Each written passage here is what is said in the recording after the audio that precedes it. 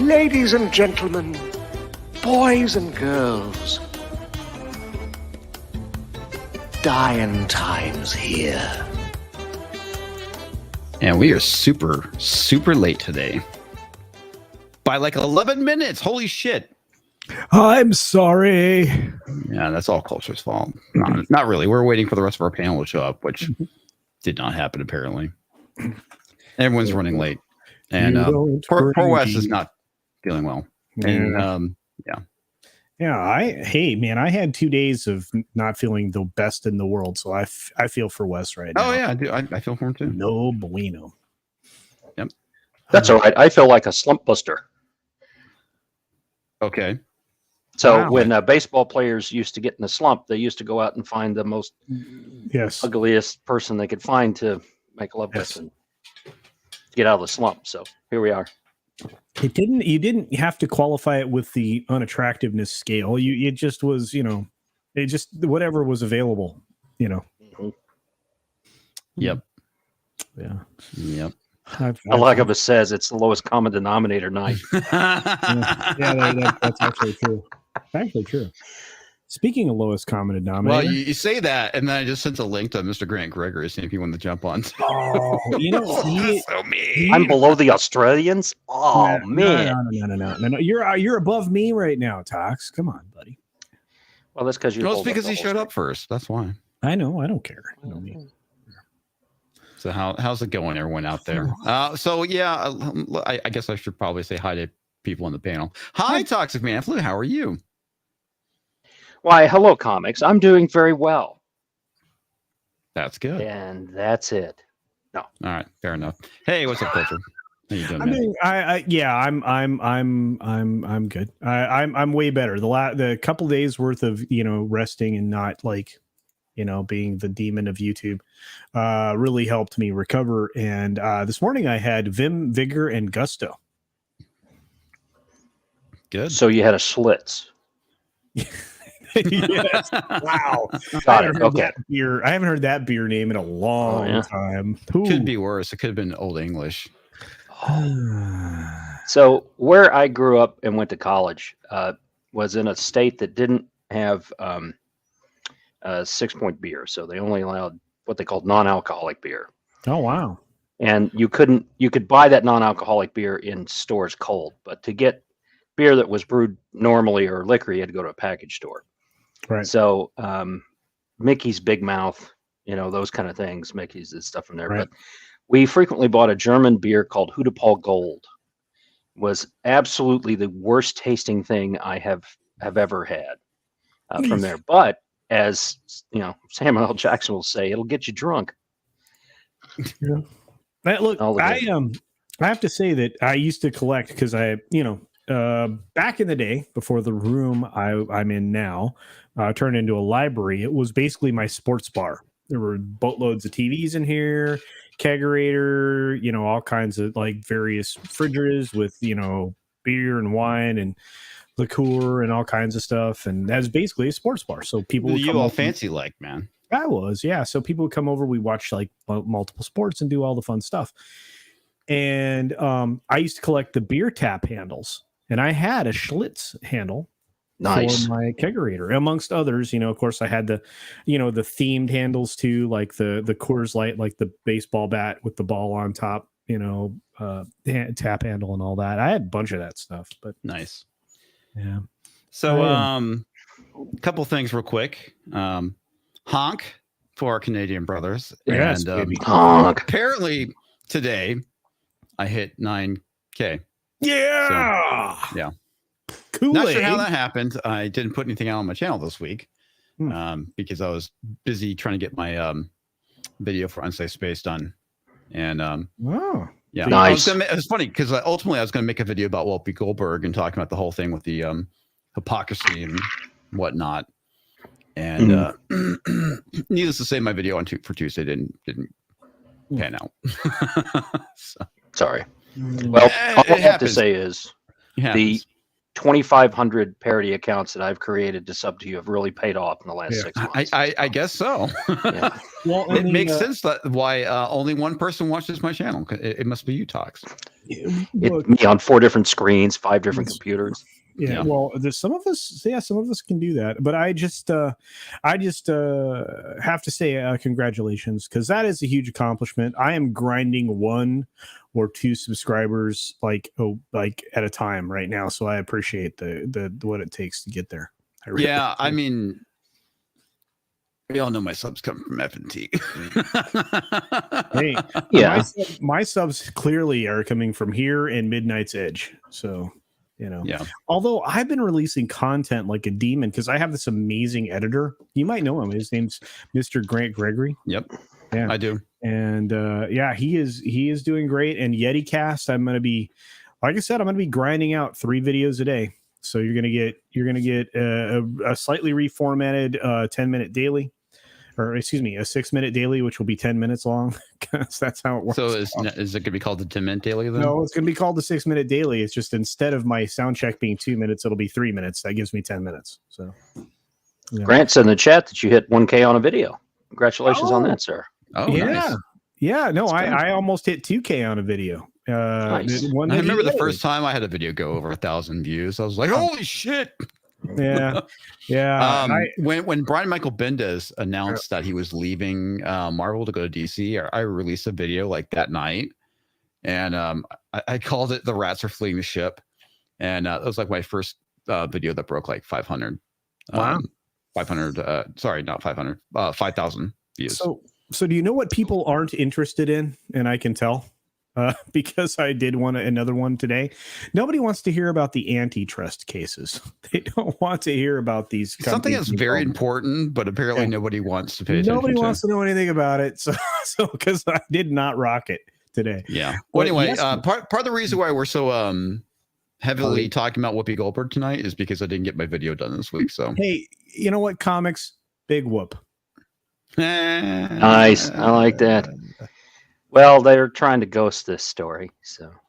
Yeah, they really are. As a matter of fact, the reason why we have a bunch of articles coming out about Gina Carano is because of that. I feel like they're trying to take the heat off of Whoopi Goldberg and place it back on Gina. Yeah, it's amazing when you can see the machine actually working. Yeah. No, like in this case, you see some stuff. But the fact that she got suspended, I was surprised about, to be honest with you. The thing though, as everybody pointed out, is that it's like, oh, it's clear. It is so fucking clear that if you are a progressive or a Democrat, there is obviously a bias. I went right at the PR department with my tweet, dude. It was I had no holding back. I'm like, hey, we know how the game is played, and privilege. And we're gonna have Bob Cheapskate. Not even if he gets asked about it at the annual. He's gonna do the freaking limbo dodge and dance that he did when they got rid of Gina, and nobody's gonna buy it, just like nobody bought it the first time around. Well, here's the thing I'm kind of wondering about. So first off, Southern Belle brings up, isn't Whoopi threatening to quit? Yep, that's on the list to talk about tonight. But the other thing too, if they were gonna fire, do you think they would do that during February? Just asking for no. Look, they should have suspended her for 4 weeks and then fired her ass in March. Yeah. Look, and look, this is all this act is sister on sister crime. Yep. What's up, George? How you doing, my brother? How's everybody doing? Comics, Good. culture. Sorry, the weather's been crazy with all the cold I've had. It's absolutely nuts here, man. I actually. He's got a beautiful soul. I tried getting in my car today, which was frozen over. That didn't work out very well. What's up, Tom? I don't have a fucking song like George. Hey, brother Tom, how you doing? How you doing? No, I gotta culture some shit though. How did you drop the ball on that sister act joke? Dude, I tried. I did the best I could. You like it's an act of sister on sister, whatever, and then like you forgot to throw another sister and then an act in there. That's right. He's just not in the habit of telling good jokes. And this man knows. See? How you doing? I love how cold anybody who knows how to tell a joke is toxic man flu. Wow. Oh yeah. How you doing, All right. George? Good. Glad you're here to rescue us. Oh, They were scraping the bottom of the barrel. I'm like, I saw the Bat Tom signal. Oh, good. Oh, yeah. I like your new avatar. Oh, he's so handsome. look at that. It's not just a signal. It's a warning. It's a warning. I can't do that. Did you see the last trailer? Did anyone see the final trailer of Batshit? Batwoman? Did it just come out? It came out. It said on the video. You know, it says a day ago. I saw the trailer. Bat and the Cat video, which came out like a month or two ago. No, it said final trailer. Oh, A day or two ago, but again, they've been releasing, I think, some TV. Did they release a longer one? I didn't see it then. Yeah, it shows. There's this one scene I was going to ask you. It's like the last 6 seconds. It shows him running like on the rooftop, but I can't tell if he's got some type of technology where it kind of makes him go invisible, or it's the fucking cape that's flapping and it keeps. It's just a very weird shot. Like I'm like. And it also has a scene where he holds up his arm as someone shoots him, and it takes all the rounds in the arm. And I'm like, okay, how is that? I seriously, dog, you're not doing this in and out shit. It seems like mine does the same thing. Great. Tony Stark did that. Remember, Tony Stark used his plates on his armor. Same thing. Yeah, except he had Iron Man suit and that thing. No, this didn't have anything. It was just deflected the fucking missile with the Iron Man suit when he hit it with his arm, which I thought was fucking awesome. It was, but that's Iron Man, and that's his Iron Man outfit. This was literally. Hang on, I'll be right back. Yeah, this was literally his bracer that they show in the movies and in the figures, and it just took it right into the bracer. I'm like, he just literally lifts it up, and I'm like, what the hell? See, this is the problem I have with this film, right? Because everything I've seen on it, it defies all physics as anyone would understand them. This is supposed to be gritty and realistic, but the dude's walking into submachine gun fire and is not affected by it at all. Like, that's not how it works. It's frustrating, man. I'm so frustrated. Did you see that part of the trailer where Batman escapes the struggle section using struggle session using the Batarang and the Batcopter? No. Okay. What? No, are you being serious? No, I'm not. Oh, okay. I was like, because it wouldn't be surprising anymore if they had something like that. I'm like, there was a struggle session. I can't let culture feel bad for missing a joke. So I got to go in there and do that too. So. I felt better that Tom got in here and they laid it on me. So I feel better. That's right. Well, emo Batman, No, I'm learning. What do you think, Tom? Because I still can't. The scene looks cool. You know where they've showed him repeatedly where he walks into that submachine gun fire with the two guys on either side. Except again, he's not wearing.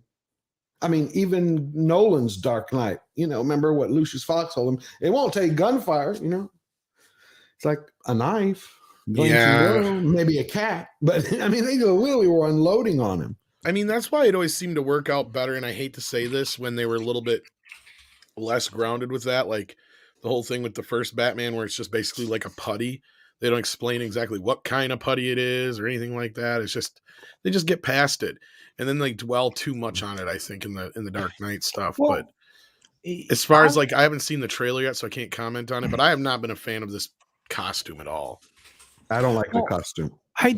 Okay, so this isn't year 1 Batman, right? This is like year 2, 4 Batman. Oh, 2. I thought they said 2 to 3. That's what I was told. I really hate this so much. It's year bore.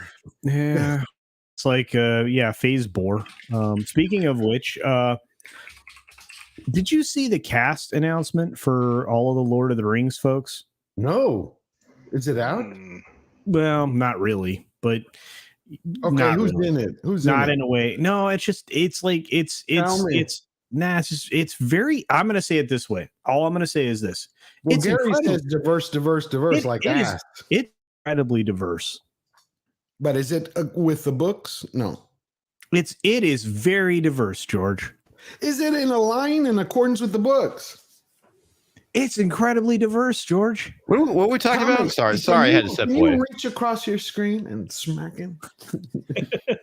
Well, it depends on what are we talking about. He says that he's seen the casting list. The casting, a lot of the acting, the actors, the cast for the Lord of the Rings series that's dropping on Amazon is out there in space right now, and it is. I saw something floating around, and it looks like an altered image because I found the actual article, and it wasn't nearly as bad. Oh, no, I'm not talking about the thing where they just released a bunch of Lords models. No, I'm talking about the actual list of the actors. No, that's what I'm talking about. Oh, okay. But see, what I'm trying to find out is, so I asked Culture, I said, well, A, is it diverse? Because that's what Gary and Az have been saying. And then I said, is it sticking accordance with the books? And he's like, it's very diverse. Not, dude. That's something we all already knew. But it's very diverse. But you can't just stray from the books. You have to remain within its confines. You can't just literally make up shit. No, that's basically what they're kind of doing. Yeah. Oh, anyway. And they did finally announce who was going to be playing Madam Web in the show that we were hinting at to I don't know if anybody even cares. We've been talking about this Madam Web thing that's been coming out of Sony for a while. It actually has a Madam Web now. I still want to know. I had no idea until I saw something posted today. I can't say I was really paying attention to it. My ex-wife is going to be in a movie? Yes. Who's playing Galadriel? That's what I don't know. Kate Blanchett was the best. I love Kate Blanchett. Probably not. No. I know it's not her, obviously, but I'm saying, is somebody of note playing her? Culture? Galadriel? Oh, I sure. I don't know. I don't know half of these people. They have like fancy names, like Sir Henry something or another. Let's see. You got Sir Lenny Henry. That's like one of the guys that's in it. You got Peter Mullen, Cynthia Adai Robinson, Maxim Baldry, Ian Blackburn, Kip Chapman, Anthony Crum, Maxine Cunliffe, Tristan Gravel. For a minute, I thought you were going to say Maxine Waters. No, I'm going to laugh. But there is a lady that does look like Maxine. I'm not going there. Anyway, Thusitha Jayasundara. Culture, you're racist, by the way, because you can't say names properly. Fabian McCallum, Simon Merrills. I have the new poster for Lord of the Rings. Yeah, there's like 26 of them. That looks like, yeah, that's a turd. Yeah. Damn. Yes. I broke culture. I'm uncomfortable with that. I was uncomfortable. Tom, does Bat Tom or have any clue as to what this is about? Which? Lord of the Rings? Yeah. Oh, that's that nerdy shit. Yep. I know you got to keep an eye on it. Bat Tom's too cool for that. Now I heard it's going to be nerdy and woke. Yeah, that's true. Get ready for barely legal Smeagol, kids. Oh, God. He's got a boyfriend now. Of course. Where do you think he got the cock ring to begin with? the cock ring of power. That's why he was all over Bilbo. He was all over Bilbo because he missed his boyfriend. No, man, he's dildo teabaggins. Oh no. Share that doesn't the sound load. Good. No, share the load. That doesn't sound good at all. Why? You've never seen that meme? No. You don't want to. Good. I didn't want to see what I just saw. Thanks for that. Yep. Share the load's worse. You do realize that one of the hottest women on the planet is going to be in this Lord of the Rings show, right? Who? My wife? Boniadi. Who? Nazanin Boniadi. She is smoking hot. Most recently was in Star's show Counterpart. And she was in seasons 3 and 4 of Homeland. And she was the temporary assigned future wife / girlfriend for Tom Cruise by an entity that is involved heavily in Tom Cruise's life. Oh, you're talking about Dianetics? Kind of, sort of, a little bit, yes. Scientology, kind of? Yes, so I very much try not to say any words that say those things. Why? Yeah. Are they going to like shoot us from space? Maybe you. I'm safe. I said nothing. He told me about it. I can tell you. he did this whole video that he's waiting one day to show, blowing up all the Scientology mumbo jumbo. Really, he has inside. Yeah. She's pretty hot, man. She is smoking. She's smoking. Show the audience. The audience is asking for a pic. All right, it's fine. I haven't seen her. What do you have here, Tom? That is not what I was going to show. No. No.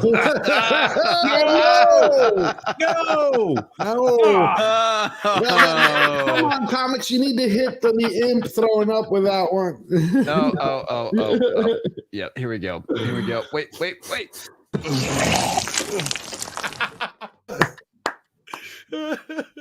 Anyway. Well, it is the story of Bilbo's journey. What kind of journey? Adventure is that was Nazanin Boniotti. She smoked. Apparently, Moria was a closet. What is that? Her just last had to name is walk out. Body Hottie? Yeah. Yes, that could be. Did she have big boobs? I didn't get to see. No, she is proportionally beautiful. And she has that what do you call George, it? that's code for she doesn't have big boobs. See, I know that's what I was. I'm a boob guy, so that's kind of the. Yeah, I'm right there with you. Blue-eyed roof created the base for $5. Weapons of mass destruction. We're in Ukraine all along. We gotta go in. It is difficult to free fools from the chains they reserve. Voltaire. Revere. Excuse me, Revere. 1694. Voltaire. Is great. Yes, and thank you for that, my friend. Well done. MrGrantGregory for $5 didgeridoo. TMF over explaining number one. He once explains to a judge what a high five was. The demonstrated it on himself. Oh wait, that was Mad Mardigan. Talk smells. Well done. Oh my gosh, guys! I'm telling you right now that the man that was just there is one of the best editors I've ever seen. So, Tox, you know you want to say something. Say something, Tox. Well, to Grant, the potty humor was very evident inside of that. So it was nice. Yeah, I have some things I just DM'd to him that we'll talk about later. Wow. How's that freedom smell down there? Just wow. Oh, how's that freedom smell? Let freedom reign. Ouch, dude. Second Amendment, baby. 2A. Rudy for $9. Congrats on 9K. You earned it, man. Thanks, you. Rudy. Absolutely. Like I said, if it wasn't for the fact I was on Gary's show every Friday, I'd probably be still sitting at 2,000 subs. Actually, I'd probably be still at 900. where the hell talk of Mads in the last thing? Where the hell has Mads been lately? I don't know. But he's back up and rolling. He towards the end of the month he usually takes a small break and then he rewires and gets time of the month. Yeah, so you could take the world's longest dump or something. And something like that. But no. We hung out yesterday on Street Smarts. You know what? All of you have to show up on that show. Ask Tom. It's a lot of fun. Hey, Tom, tell him what we did on the last Street Smarts. That's Wednesday. not what Tom told me. We watched Ankle Biters. We did. Ankle Biters? Is that a? It's about little vampires. Really? Oh my God. Okay. Blue-eyed Riff creating the base for another $5. What was that, Tom? It was inspiring. It was. I'm sure it was. We actually are inspired to do something with it, actually. It's going to be good. I'm very excited. Antitrust is just money laundering. Politicians pay big tech meddles. Government sues big tech. Big tech pays small fines. Rinse and repeat. Yeah. Yep. Unless you're a European country and then you kick them in the sack. Here in the States, not so much. Here in the States, $2.5 million for Amazon price fixing. In Europe, it's $100 million or more, $200 million, sometimes billions of dollars. Europe knows how to get their money. United States, step up your game on getting your money. Dang. Frontman 242 man, he always kills it with these comments. Says Baby Yoda will be in high school before you hit 2,000K. I will probably be in the grave before I hit 2,000K. Just saying. Is it 2,000K? Yeah, 2,000K subs. That would be 2 million subscribers. Sorry. 200K. Okay. clearly can't read. No, I Poor was thing. trying. I'm like, wow, that's a lot, dude. 200K. Sorry, not Yeah. 2,000K. 200K. No, it's going to be amazing. I'm like, oh, wow, if he gets there, it'd be amazing. It'd be incredible. No, not even close, dude. Ruben Christopher Haynes for $50. Thank you, Ruben. It was very generous of you. Congrats on 9K. I greatly admire your knowledge, content. Yeah. I stand with you, comics, culture. Get an outdoor bar in Florida. Tots, I will. good to see you, George. Sorry. I got to get the inflection right. Tom, you are amazing. All never be discouraged. Keep working. 2022 is just the start. Hail. I agree. Yes, sir. Is certainly just Thank the you, start. Ruben. Oh man, I love that man. He's a good man. Good man. I talked to him for like two and a half hours. In I know. I can't wait to see him. man. Yeah. He reminds me of Gordon Lightfoot. Oh, there it is. I've never heard this one before. I never heard Tom do his Godfather before. Really? Yep. No, I haven't. You're out of the family. The base for $5. And speaking of antitrust, so if politicians knowingly donate to what is, according to multiple AGs, the scam of BLM, is that money laundering? Wow. We need go call Rackets. Give Rackets a reach around and see if he can tell us what We they were a very diverse mafia where I was. I'm not sure what that would be considered. I would say they just got ripped off, but I don't know. We had Billy Black. He was a black guy. Let me say the fact that they were sending the state money in Illinois to BLM. We had. I just remember something. Remember I told Drew he needs to start Asian Lives Matter? Yeah. Oh, yeah. Yes. So this basically just really kind of reaffirms what my yeah, joke dude, was he about. would have got paid. You know what? We even had a gay mobster. Lee Light Loafers. Lee Light Loafers. Gosh, you could start OLM. We had another guy named Karate Kang. You'll never guess what he was. Asian. How about can I be HLM? Hair Lives Matter. Yeah. That's right. Right. I thought it was hairlines matter. Oh, Hairlines stop matter. it. Stop it. What if I do it without pants? That's Grant. So Grant's in the Hair Lives Matter group. Speaking of which, yeah. Hey, Grant. I thought it was extension. Grant, how you doing? It's not extensions. Who had extensions? You have seen my hair, George. I wasn't sure if it was real.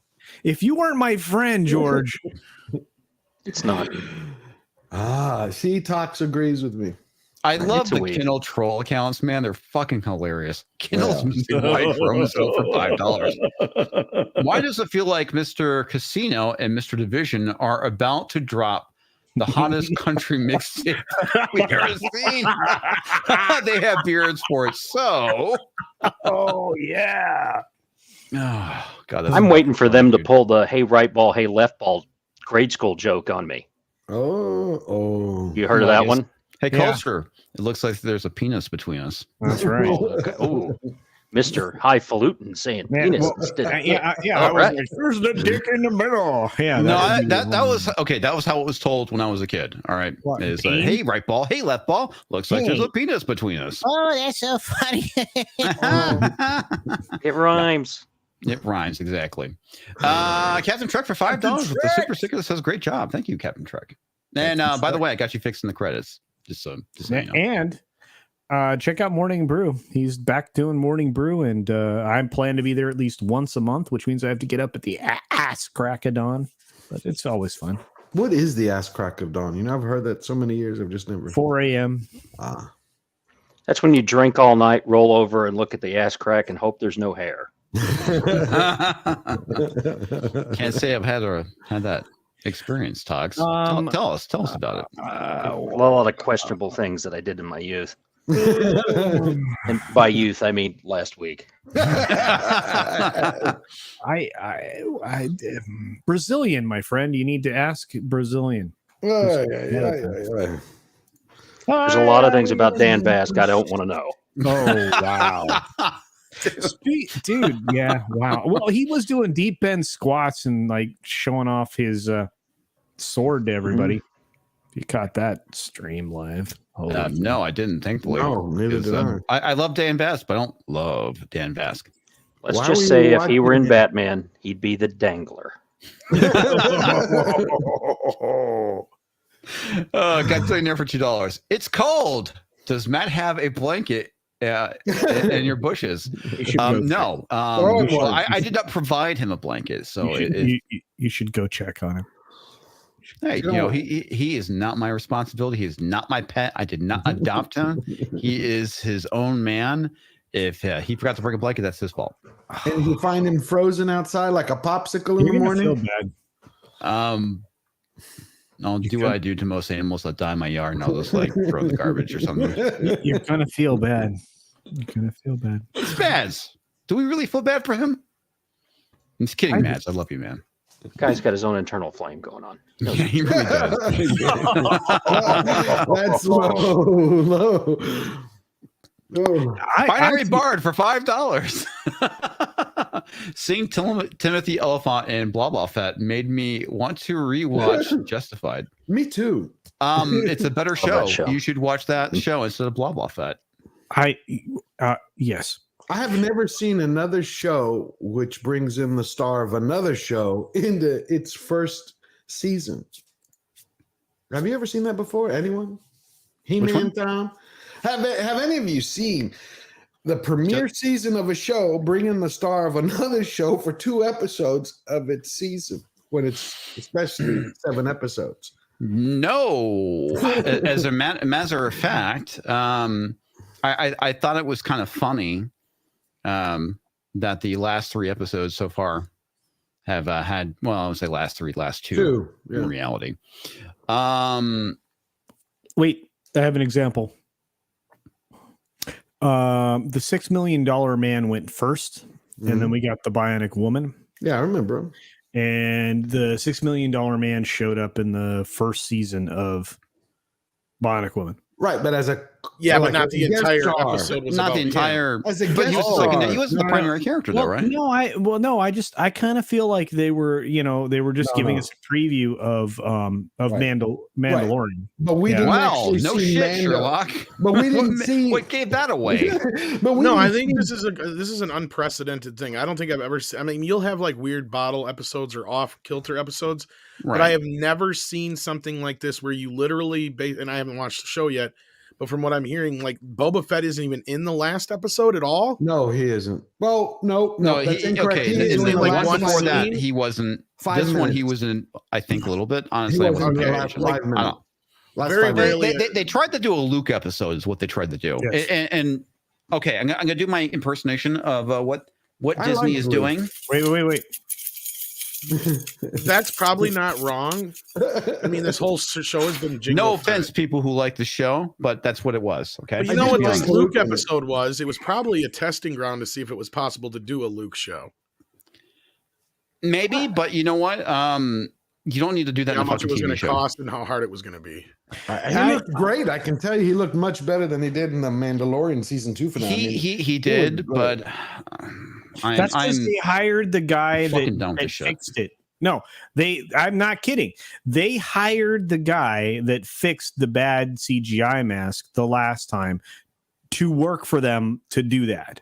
Yeah. I think I remember hearing about that. You could see his moles. You could see the little scar. I was like, that's Luke. It's that guy. They got that guy. Yeah. Let him use him for everything. That's great. I like the Luke part. I know what comics is saying, and in that I agree with. That's why I brought it up in the aspect you don't have a premiere season. Yes, $6 Million Man showed up. A lot of people would show up in other shows as a guest star to help the protagonist, not to replace the protagonist. And it'd be like $6 Million Man showing up to Bionic Woman going, hey, bitch, stay in bed. I'm going to go tackle the Bigfoot. That's kind of actually what happened. I mean, right, but there's Boba didn't show up in the first Mando episode of Boba Fett, and in the last one, he just barely showed up. Oh, I know, Yeah. and and here's the weird thing. If I'd have told you that was happening in before it happened, would you have believed me? Oh, I would believe if you told me you knew it was going to happen. Of course, why would I doubt you? I'm so sick. If you guessed at it, that would be different. I'd say 50-50. But I did enjoy it, except for a couple of things. But it's the problem is it doesn't work. What pissed me off is it proves that they know how to write a show, but for some reason they're trying to. No, it doesn't prove shit. I mean, you had some like really weird stuff going on there, like where when he's talking to Ahsoka and he's like, "Will I ever see you again?" It's like, oh, I'm not the bad writing. That's Disney bad writing. I guess I kind of like absolutely terrible bad writing. It's like, why would Luke say that to her? And you kind of the way they, I wouldn't say framed it, but in kind of implied that they knew each other, right? And they're just hanging out. And then she shows up. And it's like, apparently, no, she just fucking shows up out of nowhere. And he's like fucking simping for her. It's like, that made zero fucking sense. Hey, all of it always. You're welcome, Grant. Hey, what's up, man? Yellow. Hey. So I see you talking about the greatest show about Boba Fett that doesn't exist because he's never in it. Yeah.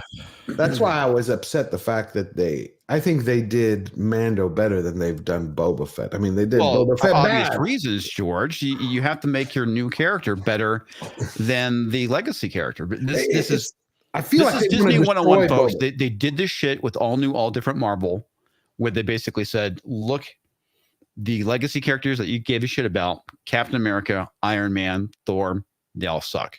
They all pale in comparison to their new, more diverse counterparts. Well, you got the 3 movies, Loki, Boba Fett, right? And you can name how many others where they're all gone, right? They don't care about those characters anymore. They're going to write whatever they want. They're going to put it out there, and it's crap. So where are we going to go from here? What are they going to create? What are they going to do? Right? We're watching Boba Fett. We're hate watching Boba Fett. I literally hate watching Boba Fett for sure. But they think that that's okay because that's how they're getting views as broadcast media and things die over time for what we're doing. But they don't understand hate watching only lasts so long because eventually, as Marvel Comics found out the hard way, anger, as Tom Brevoort said, an angry fan is an engaged fan. Yeah, but you don't understand is an angry fan turns into an apathetic fan. Yeah, and let me tell you, when it comes to and this then show, the engagement goes. Yeah, when it comes to this show, I tanked. It's the same thing that G4 is experiencing, right? They had a tiny little bit of time where they had an engaged fan because everybody's pissed off, and now they have nobody showing up to watch their shit. Nobody. Yeah, I thought that wasn't according to them. Didn't they have? I saw Ryan's video. They had how many thousands of viewers? Oh, you mean the bot viewers? Yeah. Oh, you're talking about for G4? Yeah. They don't count. And the funny thing is, you can get away with a lot more on Twitch. Than you can on YouTube. Like I've been watching a lot of Quartings videos talking about the whole thing with the Pokimane, and then talking about the whole thing with literally Twitch. You can get away with just fucking watching like TV shows, and their copyright infringement is just like non-existent. But you do shit like on YouTube. If we were to watch like anime, bam, gone. Yep. Well, I mean, how many times have we been pinged either on like a Toxic Tuesday or Street Smarts? Just watching something and then get pinged. Yet they're watching full seasons. Yep. Without saying a word apart from that was a good episode. And then reading out their super chats. Yep. Yeah, it's ridiculous. You have to. Look, there is a certain thing called fair use, and YouTube obviously doesn't want to play anything in the legal field when it comes to that. And I get it. They put that on the content creators, right, to fight that battle and maybe end up in court. But it's way different than the way Twitch handles it, which like I said, Pokimane, she was wrong. And if you watch the latest quartering video on it, she owned it, or somebody on her team owned it and sent him an email to say, sorry. It wasn't her. It was the agency she hired. Social media manager. Yeah.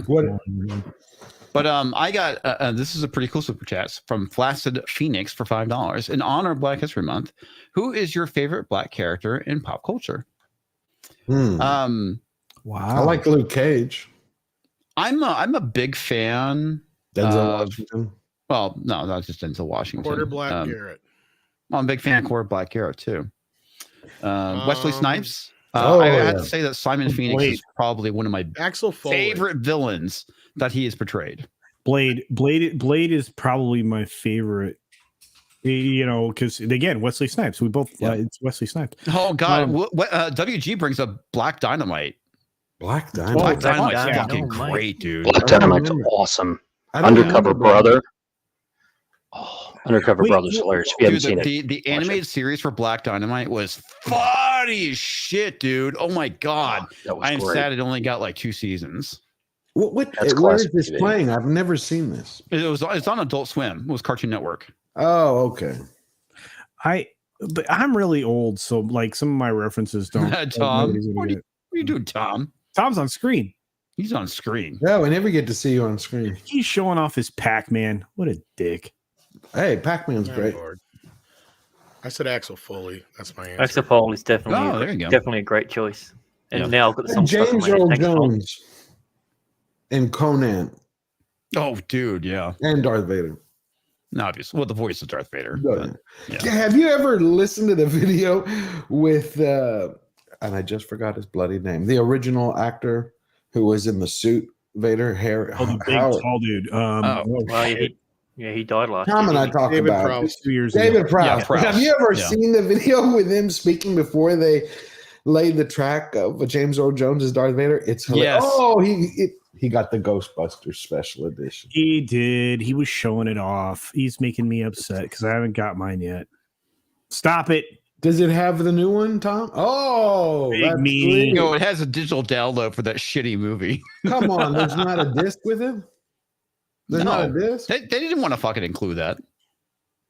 Wait, show the light again? The light? It's an LED. Oh, I want to see. So you pull it out and Yeah, he's gonna whip it out. Beautiful. I like it. That's awesome. Yeah, I couldn't find it. Nice. Couldn't find it. They're sold out in a lot of places. They are sold out and they're not making any more. Wow. I had no They idea. fucked up a bunch of them too, but it was basically there's people who wound up with either 2 Ghostbusters 2s or 2 Ghostbusters 1 and not the other. But I guess they're handling that, so yeah. And anybody outside of the US that got it, their version doesn't have lights. No, that sucks. Captain Trek for $5. Sorry for asking about the name and credits. Now I feel foolish. Dude, don't worry about it, man. It's fine. It's fine. You didn't need to super chat me that either, man. Yeah. I get it, man. Sometimes I'm forgetful and I take my time. But yeah, it was funny because I was like, when did Captain Trek sign up? And I was like, oh, okay. It was one of the usernames that was in the credits. But yeah, that's what happens when people don't put their name in. It just stays as that number, or it'll say either subscriber or user number. And I still have several people who have that in there. I just so happen to know that Brahmabull is the last person to sign up because it still says user number. And I was just like, okay, I don't send all those two. I love that. Yeah. I would probably just leave mine as that weird number. I mean, if you really want to do that, I suppose. But I mean, I think it. I've shown up for a bunch of member streams, and I'm never allowed to like be a member. I hate that because I would like to know who it is because I also send them the link to the Discord, and it's always nice to know, who is who. Culture, you're the biggest member I know. Just indeed. Speaking of Culture Casino, we have Culture Casino's Magic Raising Desk for $2. They also need to hire the guy who fixed Chad's face. Cad's face. Cad Bane. Yes. I haven't seen that. Oh, God. The Cad Bane shit. Oh. No, I didn't know somebody fixed it. Yeah, they just made it darker blue. It legit looked awful. The teeth were... Somebody right now is probably working on Cortana because of the bullshit we're getting in Halo. I guarantee you somebody's going to make that look the right way, Yeah, and but they're changing Halo, right, Culture? Oh, yes. Master Chief is not going to be the hero. No, of course not. This is The Witcher only with rainbow bright colors. It's going to be amazing. You're going to enjoy Mistress it. Chief. Skittles Halo. And indeed. don't disparage Rainbow Bright like that. Oh, Yeah. sorry. True. So, personal hero. Commenting is Personal dangerous hero. for $5. I hate watch various vicariously through you. Thank you for your transference protection filter. Yeah, I'm despite the shit that's going on with Whoopi Goldberg and Gina Carano, I will begrudgingly finish the series. I'm really incensed right now with the hypocrisy that's coming out of Disney. Yeah. I am really fucking pissed off about that. The fact that she got 2 weeks. Gina Carano did not say anything that was that bad. And here's the thing too. Okay, first off, let's set the ground rules, right? Okay, so they basically set the rules, not just Disney, but the left in general, when it comes to consequence culture, because that's what they're calling it. Right? Consequence culture. They fire Roseanne Barr for a shitty comment, and she did make a shitty comment, and she did apologize, but they still fired her. They killed off Roseanne from her own show, right? And now we have the whole thing with Gina Carano where she retweeted, or not retweeted, it was on Instagram, and this is the thing that also everyone keeps fucking up, is that the shit was posted on Instagram, right? Basically about. She wasn't. I love how everyone says, "Oh, she was comparing Republicans to the Jews." It's like, no, that's not what she's saying. No, that's not what she's. You're twisting this shit. Fuck you. And now you actually have Whoopi Goldberg come out on live on TV on her show, The View, make a statement that is pretty anti-Semitic. And what do? They give her a vacation. Right? Because she's getting 2 weeks, 2 weeks suspension with pay. And it's the equivalent. You're not even fucking following your own rules, okay? Yeah. That's the thing that pisses me off. You need to be following your rules. The same shit needs to be applied to Whoopi Goldberg, because if you don't do it, you're a fucking hypocrite. And we, as viewers and as people who are participating in society, need to put pressure on Disney to make sure that they adhere to their own fucking rules. Yep. Now, at the end of the day, I don't believe in cancel culture. I really don't. No. Roseanne should not have been fired. Nope. Neither should Gina Carano. And quite frankly, neither should Whoopi Goldberg. But these are the rules that they set forth, and they need to fucking abide by them. Fair is fair. Fair is fair. Exactly. Hey, comics, I want to tell you that there is one thing. Whoopi Goldberg is a protected species. The dread-headed land manatee is endangered. So they do get special treatment from there. So just want, the more you know. Hey, I guess. So she's a land manatee. So she's a land sea cow. Okay, cool. All right, yeah. Sorry. Makes sense. When Grant has to explain my jokes, they just missed. And here's the thing that pisses me off. I hate rules for thee, but not rules for me, but not for thee. And that's exactly what this is. Oh my God! Like I said, and it's liberal privilege. What at the end of the day, it's liberal privilege because she votes for the right party. She has the right political beliefs. She is protected, and that is a load of shit. And you know what she'd say if they'd fire her. You know what they'd say. You know what she would say, right? Oh yeah, I know. I mean, she'd call BLM They can't fire her in February, hands down. I mean. You know the Twitterati would get their tits in a twist and you're firing her because would be calling Disney racist, which they are, by the way. So it's perfectly fine for them to call them racist because Disney does some pretty fucking racist shit. That's why if they actually wanted her gone, right when she said that comment, even though I don't agree, I think people should say what they want, and then you have the choice whether you watch them or not, buy their products or not. But you're saying is that they have played by these rules. Ergo, they need to follow their own rules. I just had this discussion with a relative of mine. They're like, I can't stand what Whoopi said. Fire her. I said, well, listen to what you're saying. Do you want a world like that? Because I said, that's what the left wants. I said, freedom is messy. Freedom is dirty. That means we all get to say whatever the hell we want. If you don't like what someone says in how we used to be, then you don't have to support them. You don't have to watch them. America is advanced citizenship, George. Yeah. It requires a whole lot of factors. You have to be you have to be prepared to accept unpopular things, things that actually offend you. You don't have to agree with them. We don't live in a world where free speech is governed by whether or not you agree with someone, or whether or not they represent the most vile ideas of society. Freedom of speech is freedom of all speech. And the minute we started to characterize speech with other words like hate speech and things like that, we were descending down a very bad path.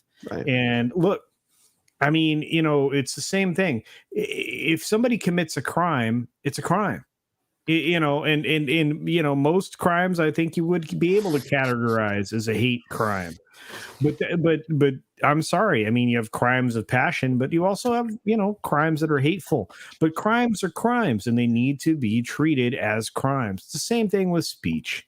We live in a world where you don't get to be free of being offended. I'm sorry. In fact, the 90% of the comedy that I've been subjected to in the last 4 years has been offensive to me. Well, I mean, just look at the last panel to you, or offensive about you? Offensive to me. You guys offend the shit out of me. I fucking care. Not really. It's called love. Tough love. Tough love. But you know, we have the power, right? I can turn this off. People have gone after me on Twitter, and I'm like, you have the right to ignore me. There's a very easy button you can press on Twitter to not have to see me ever again. Ever again. And George, you said that, it's the left. You know, Mr. Tickle Trunk and I went back and forth and had a conversation. I know it's surprising that Toxic Fans with Mr. Tickle Trunk there. He's a classic liberal. He says, you know, you need to stop saying the left. He's right. And he's right. These are Marxists. Okay. These are the same ideas that in my videos. You're right. Right. These are the same ideals that have killed hundreds of millions of people through starvation and all that stuff. Right. You're right. The liberal left 1000%. ideals. Right. I'm for some of those, free speech, but it comes with responsibility. Well, that's and the thing what that are we I not find seeing so today? We're funny not seeing is people that taking responsibility. you talk about free speech and ideas. freedoms, and suddenly you're considered to be right wing. It's like, when did freedom solely become a right? Because it's not about that. It's about people not wanting to take responsibility for their actions. Right. If I went up to Joe Rogan and I called him a blah blah blah blah blah, Right. that guy's going to put me down, right? If I can say it here online, because he's never going to see me, and that's why people are so upset about being doxxed. Yeah. Is because they might end up being the kid on the playground that pops off to the bully and wakes up the next day, right? Yeah. When you have that kind of fear of the repercussions of your actions, that's why you stop. When my father, he was a locomotive engineer, so he was gone for a couple of days and he was home for a couple of days. I once hacked off my mom while he was gone. He walked in the room after being up for 24 hours, tired, all that stuff. My mom lit into him and he whooped me, right? I got a spanking. I deserved it. Never did it again. And what did he tell me? He said, son, I'm not upset at what you did. I'm upset that I had to deal with it when I got home, right? Yep. And those were the consequences that I had to deal with when I came back. So if I popped off to my mom, there were consequences that happened. Right. Somebody goes off online, they're not really consequences. And I'm not really against cancel culture. Mm-hmm. And some people say, oh, it really is the response that you get for popping off against what the social norm is. The problem is the game is rigged. Right. Yeah. Right. Mm-hmm. What Twitter's doing is illegal. It really is. We're not going to get judges in California to say that, but what they're doing is illegal. What YouTube does is illegal. It's lack of competition. Capitalism doesn't work if you are squelching competition. And that's a monopoly. Right. And what you were saying before, I it's get what fairness. you're saying, Tox, but at the end of the day, when it comes to, if somebody pops off, and again, if you're well known and you're representing a company and you say something dumb, I don't think that's necessarily grounds for immediate termination. I definitely think that their PR department or whatever should have a conversation with you about what you can say on Twitter. And if you do it again, yeah, sure, that's obviously grounds for getting fired or suspension or whatnot. But at the end of the day, and again, it all comes down to how egregious what they said, right? If she actually said something that was, I don't want to use an example because I don't want someone to clip it and try to use it. What she said was stupid. Yeah. But it was not a fireable offense. No, it was. But neither was Gina Carano's. That's why I exactly, and that's the problem. What's worse in the media is trying to twist what she said now too. That's right, 100%, Tom. That's right. And what happened to Gina? Cover that. This is the best part too, is that we have MSNBC basically saying, "Oh, it's not Whoopi Goldberg's fault that she is ignorant about this. It's America's fault." And it's like, fuck you, dude. She was born 10 years after the Holocaust. She went to high school. I know for a fact. Ask her why she picked a Jewish name. Yeah. Boom. Mm-hmm. Bam. Mic drop. Yeah. She did change her name so she could get. Yeah. It's like she knew exactly what she was doing, and a lot of it is she never would have said this back in the 80s or 90s. Hands down, she never would have said this shit. She knows better, but because of the fact that we are in 2022 where everything's fucking clown world now, she thinks that she can get away with saying, "Oh, Jews are just another type of white people," and it wasn't. The Holocaust wasn't a big deal because it was white on white violence. That's basically where we're at right now, right? And that's what she was getting at. It's white on white violence. It's not a big deal now because of identity politics and because people look white. And this is the problem with race. This is the problem with looking at somebody and saying, "Oh, that person's white, they're black, et cetera," because you don't know what their true ethnicity is. Like I said, my wife is half Hispanic. You would not know that looking at her. Her dad is actually pretty dark, but she is paler than I am. And, you just don't know. And this is the problem with the whole concept of race, is you don't know what ethnicity somebody is. And I actually prefer using ethnicity over race because ethnicity makes more sense. Technically, there's only one human race. Exactly. They're trying to boil it down into small, digestible chunks, so that you can fit it on Twitter. I mean, I could do a whole video on how Twitter is actually something from Satan, right? Yeah. It really is the downfall of the world by taking complex ideas and trying to put it into a soundbite, right? But at the end of the day, the only reason why people have different colored skin is because of the environment where their ancestors came from. Evolution. The closer to the equator you are, the darker your skin is. It is nothing more than a mechanism to prevent getting skin cancer, and obviously burning your skin too. Yeah. That's all it is. And now we're using it as a quantifier for what somebody's race is, which is we're not. Dumb. We're not. We're not. No, we're not. You know what? It's only in the last decade that anybody has even began to give two shits about this anymore. 2008. This has been something that it was dead and buried in my lifetime. Until Obama. There were a handful of people that were still exercising their ignorance when it came to the fact that we're all the same. Right? Because we had realized, or damn near realized, what Dr. Martin Luther King had wanted us to do. You know what? And I grew up in a world that was colorblind. There was very rarely somebody that would say something that wasn't a joke, something off color, something that was funny, but nobody was, I've talked about race more in the last couple of years than I ever have in my fucking life. I know. Me too. And WG, sorry, skin cancer, not shin cancer. Yeah. To me, the thing is I think everything should be allowed except for anybody preaching violence about and about children. To me, children should be off limits. I think no one should be able to say anything and you know what I mean without me saying it. Right. I mean, that should be verboten, period. I think that's when you cross that line, gone. Because there's no reason. I just read on Campus Reform, which I was going to share. There's a professor who talks about that, and he says he's out of New York, I believe. He also wrote 3 books on it, George. Yes, 3 books that have been published that are on Amazon. I know, and he goes further. He says, "I don't even think there's anything wrong, possibly with a 1-year-old." He says morally wrong. There's nothing morally wrong with a 1-year-old doing that to a child. 1-year-old. Yeah, that was. Now, to me, that should be. He should already be gone the minute that hit. That. You know what I'm saying? Yeah, now? Yeah, Okay. I know what you're saying, and it's like that is clearly somebody needs to be fucking fired. Okay, Right. I mean, it's like They can't fire him. They gave him tenure. Well, and I think we need to also morals clauses. Kind of look at it from another standpoint is like, okay, cancel culture is bad. None of us agree with it. I don't think at all, period. Right? But the difference is we're not talking about a cop or a teacher. We're talking about a celebrity who is in a very privileged position, let's say. Yes. Right? Like, so if Whoopi Goldberg gets fired tomorrow, she is not going to need anything for the rest of her life. No, she's fine. Yeah. That's just it. And now am I inconvenience is what it's an inconvenience. Now, am I condoning it? Not necessarily. But at the same time, you do something stupid at your job.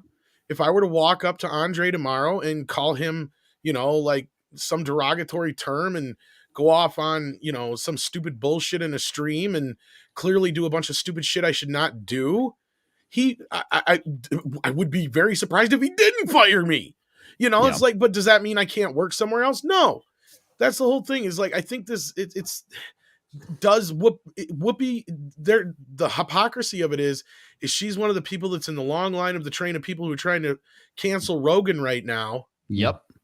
And yet it's like, wait a minute here. When is this all going to come to a head? Because we've seen people like, plenty of people come out now. Big enough, like the Weinstein thing. You remember when the Me Too movement came to a grinding halt, really, in the papers, is when Weinstein, because it impacted so many people in a certain particular party, and then all their connections. Plus, it impacted people in the Republican. It just, the tentacles connected to him were just too far spread in groups of the Uniparty. And here, I want to share this because it highlights what I'm talking about, this stupidity and this ignorance. Whoopi Goldberg's Holocaust ignorance said more about America than her. It's like, fuck you. Yeah. Absolutely fuck you. What? See, they're covering her ass. Yeah. They're giving Disney a way out to not fire her. I love the smug-looking white bitch there. That's a Karen, if there ever was one. No, it's Jane, you ignorant slut. Yes, it's going.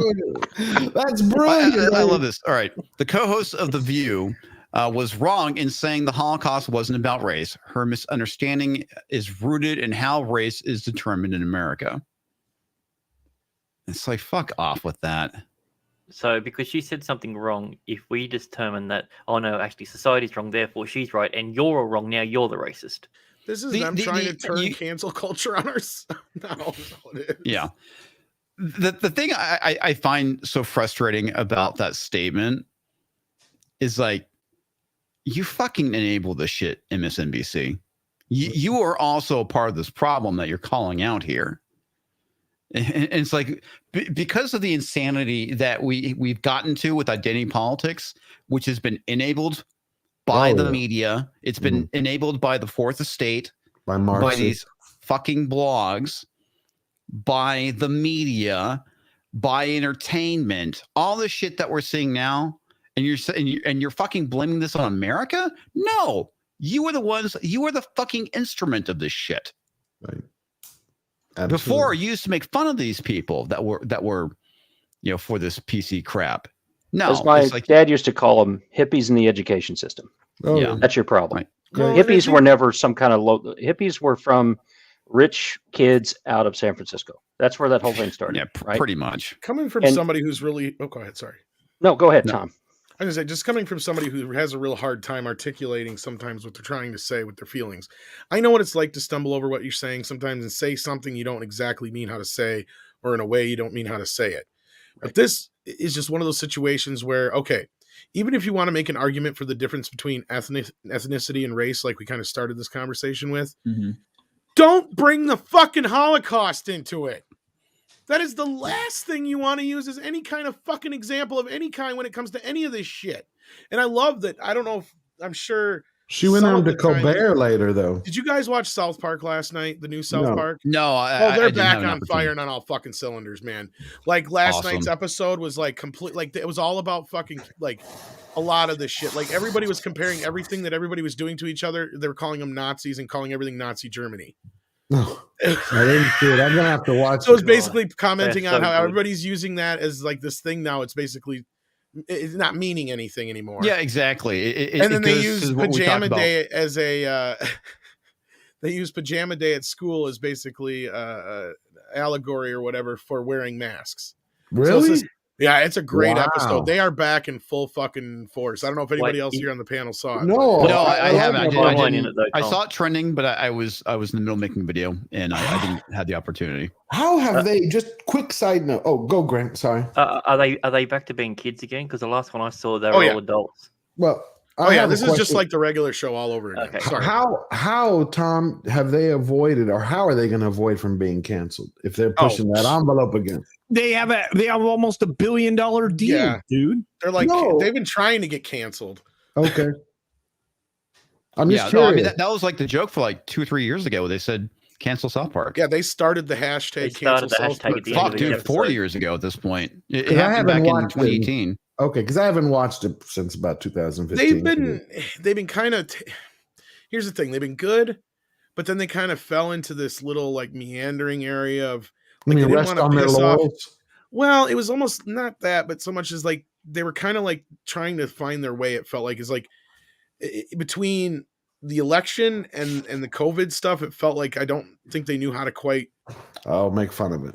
Exactly, like and then all of a sudden now, like the switching from the COVID specials to the show. The show feels like the old show again, like the gloves came off or something like that. Because the first 5 years, first 10 years, that kind of. Well, the season they introduced Principal PC was really good. He plays a big part in this episode too, which is great. Yeah, when they started going after the whole wokeness or PC culture or whatever you fuck you want to call it. Those episodes, that season was great.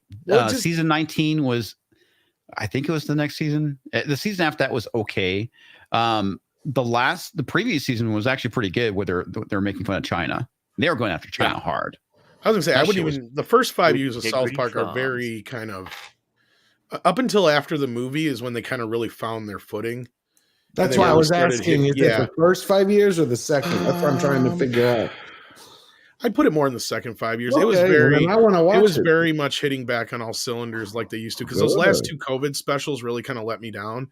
Because I'm like, you guys are kind of fence sitting on this whole thing. I thought it was pretty funny. They were kind of leaning, but then at the same time, it was like there were some things I'm just like, I'm not quite sure what you're doing. What they're making for the school shootings was pretty funny. They did have some things, but like every time it cut to a school and there was fire going, I'd lose my shit. I know, I was laughing my ass off. And it's like I think Stan ended up getting shot or something like that. I just feel like some of their messages were getting muddied because I was trying to figure out what they were trying to say with the one guy who wasn't vaxxed and the whole time travel thing and all that stuff. But I mean, when they started the show, like they ignore all that shit. Like none of that shit has anything to do with anything. What, the COVID specials or? Yeah, no, it just starts the show just like a whole new season. The kids are back in school and yeah, season 25. Let's hope it's the best one we've had yet. You have to remember, man, Kenny went back in time and changed the timeline. No, but I mean, they don't acknowledge anything from the last season at all. It just picks up just like a brand new, like just like the new thing. Like, and I said, like, they don't even use the whole like mask thing in the show. They use the pajama day as an allegory, like they used to do. That's funny. Cool. I wonder if they're going to make another movie soon. Then, if they're working, they're planning on making movie. I don't know what kind of movie. If it's just going to be, I know they're doing like a bunch of them for Paramount Plus, but they're probably going to be a bunch of these specials. Well, that's good. I like how they're doing the special stuff. Which was funny. By the way, is Stan's still on the marijuana farm? No, that's what I'm saying. Like they didn't even show Stan's house. Okay. So this was all about the kids this time mostly. Basically the outline is like I said, the kids are doing whatever, and it's the first day of school, and Mr. Garrison comes in and he introduces him to his new boyfriend.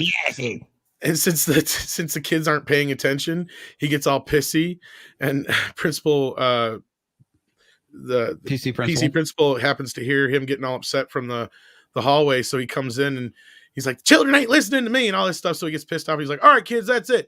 Pajama day is canceled for this class. So they get all fucking pissed. Like, this is like Nazi fucking Germany and shit like that.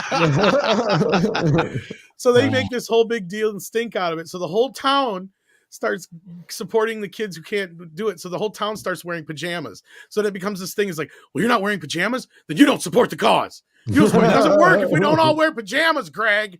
Like, that's funny. So then I don't want to give away the whole episode, but it all, that's kind of the setup, so that it kind of goes from there. From this whole thing, it kind of escalates, right?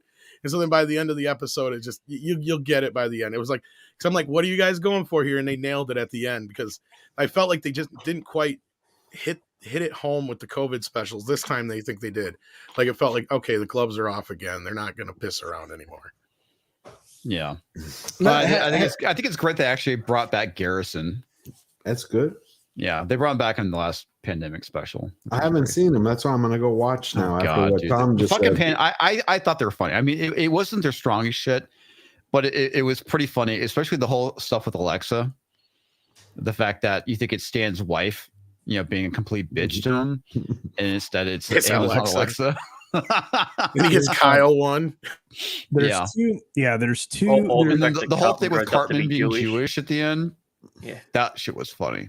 I mean, it was good. It did feel like they stuck the landing with the COVID specials. This episode really felt like they were back in form. Well, good. I'm gonna watch it. Has anybody seen? I started watching 1883. I had finished Yellowstone. Has anybody seen 1883? It is no. Now it was. I loved it, and Jeremy actually brought it up on Tuesday, and we were talking about the fact that you have all these people who complain, about this emotion bothers me, this word bothers me, the culture that I'm talking about, that entire almost SJW-ish. And you watch these pioneers with Sam Elliott, right? And they're trying to get from Texas, I think it's all the way to Oregon originally. Others want to go somewhere else. Obviously, it's going to eventually. So it's kind of like Oregon Trail, the show, or what? Well, it's going to lead to somewhere else. But when you're watching them, just basic things.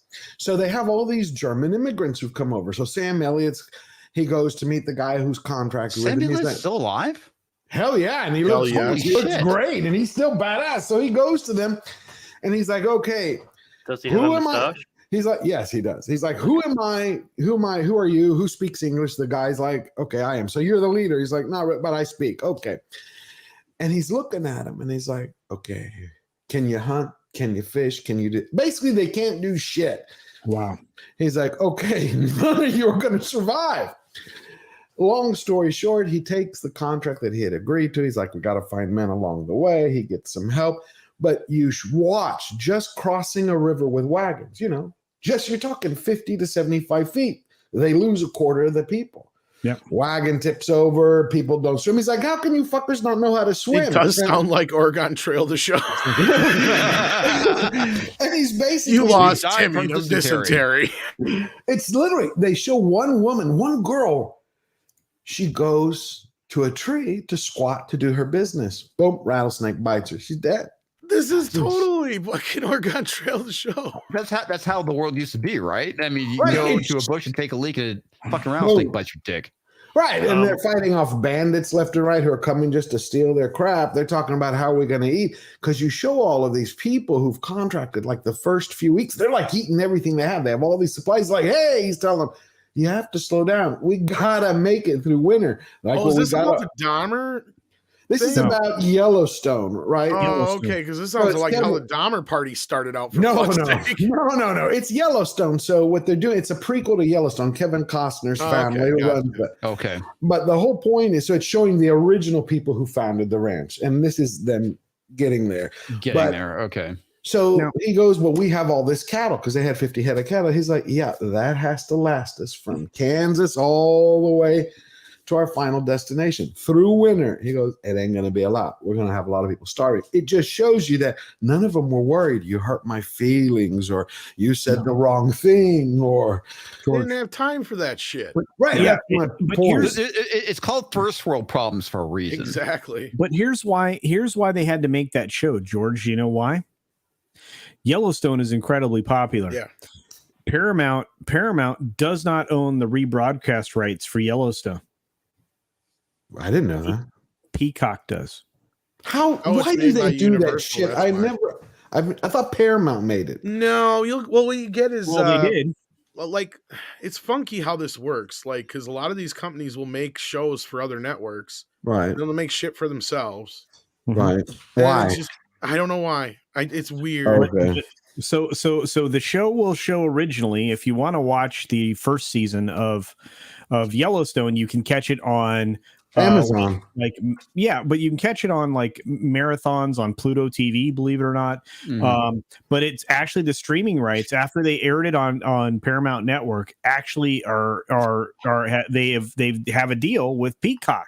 They didn't know the show was going to be popular, so they sold off the rights. Tried to amortize it, is what they did. The rebroadcast rights. Well, and you also have a situation, George, where like, okay, great example of this is the show Big Bang Theory, right? It was on CBS, which was owned by Paramount, or all under the same company, but it was actually a show made by Warner Brothers. Yeah. I mean, I've told you, I've never understood that. When we talked about that, I don't get that. If you own this, why don't you make it? I don't understand. Well, and this is a case where Warner Brothers has a deal with a network, CBS, which that's a big fucking deal. That's a big show. Now, correct me if I'm wrong, Culture, because I might be doing this bass backwards. But like the first 5 years, Warner Brothers pays for more of it than the last half. Yes, the last half, CBS pays them a hell of a lot more for. I think it's how it goes. Yeah, and that's why when actors come back on them, they learned this lesson because of Friends, by the way. But that's why when that's actors where they get the $100 million paydays and shit. Yeah, because they're going to the other network to get that money to pay those stars so that they can make more seasons because they're making a buttload of money. Well, Culture. Then why? Hang on, real quick, Tom. What have you been sharing for a while? Oh, I'm saving it for when we had a nice. I asked you about it in the private chat. When we get a break. Okay. Yeah. I'll So I don't understand, Culture. If you're Paramount, right? Because you're explaining it, so I have a question. So if you're Paramount and you have the money to make Yellowstone, why don't you take the money that you made from it? Because everything I read said that Yellowstone, each season, it's now finished its fourth season, kept doubling its audience, like the biggest show on cable. They did Why not. wouldn't you take that? They did not. This is the problem. Okay, so you kind of like with Star Trek and how they sold it off to Netflix and Amazon first. Exactly. You still have linear television minds in the streaming world. Okay. And they didn't realize that this show was going to be as popular as it was. It was one of those oopsies. And believe me, this is not the only example of an oopsie. It's just the biggest oopsie that we've seen to date. And so, it's the same thing that happens with Netflix. Sometimes, like, a foreign network will own a program that Netflix buys, and Netflix makes it huge, but that foreign entity is getting, like crumbs. Right. It's that same problem. So that's what's happening. That's what's happening. So it's this is essentially the Friends problem is what it was called. And so they created this situation where the network, they're amortizing is the correct word. They're amortizing the show over its eventual rights ownership. And so that's how Big Bang Theory is right now on HBO Max. It's not on Netflix. It's not on Peacock. It's not on, because originally you would think it'd be on Peacock, right? No, because they don't own the rights to the show, at least for Friends, right? For Big Bang Theory, they they didn't own the right, but why? But why would Peacock do that when Friends was making them a ton of money? That's the part I'm not catching. Because again, it's a linear television thinking.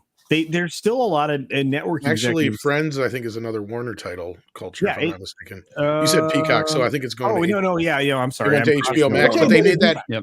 But they made that huge fucking deal for Friends on Netflix for the last year before HBO Max. Yeah. Whoever made Friends, when you start having to pay those kind of salaries, that means you're successful. Why are you going to ask somebody else? But see, that's the way that works. It's okay. So, like, for example, Warner Television was making shitloads of programming, right? CBS was buying programming that they weren't producing. They're really good at procedurals. They suck ass at like scripted comedies. Gotcha. So they went to, what's the name of the knucklehead that did Big Bang Theory and 2.5 Men? Chuck Lorre. Yeah, Chuck Lorre. So Lorre is like the king of shows right now too. He did Roseanne. Yeah, he's done a lot of sitcoms. Two Broke Girls. This you know how he got his start? No. He wrote the theme for Teenage Mutant Ninja Turtles with Saban, the guy from who. You're kidding me. No shit. Wow. But anyway, he is, or maybe not with Saban, but he did it himself. I know that. He's the guy that really kind of, the dude is crazy wealthy. He's like Jerry Bruckheimer. That's why it was a joke in if you guys have ever seen 2.5 Men, that was one of his biggest shows, obviously. That's why Charlie's character wrote that song in the show. Yeah. Because the joke is Chuck Lorre wrote that song originally. Yeah, Lori's a brilliant. Is it Lori or Lore? I've never. Lori. I thought it was I Lori. always thought it was Law. No, it's Lori. I promise you. But anyway, he's anyway, so it's like they suck at scripted comedies. They're great at procedurals.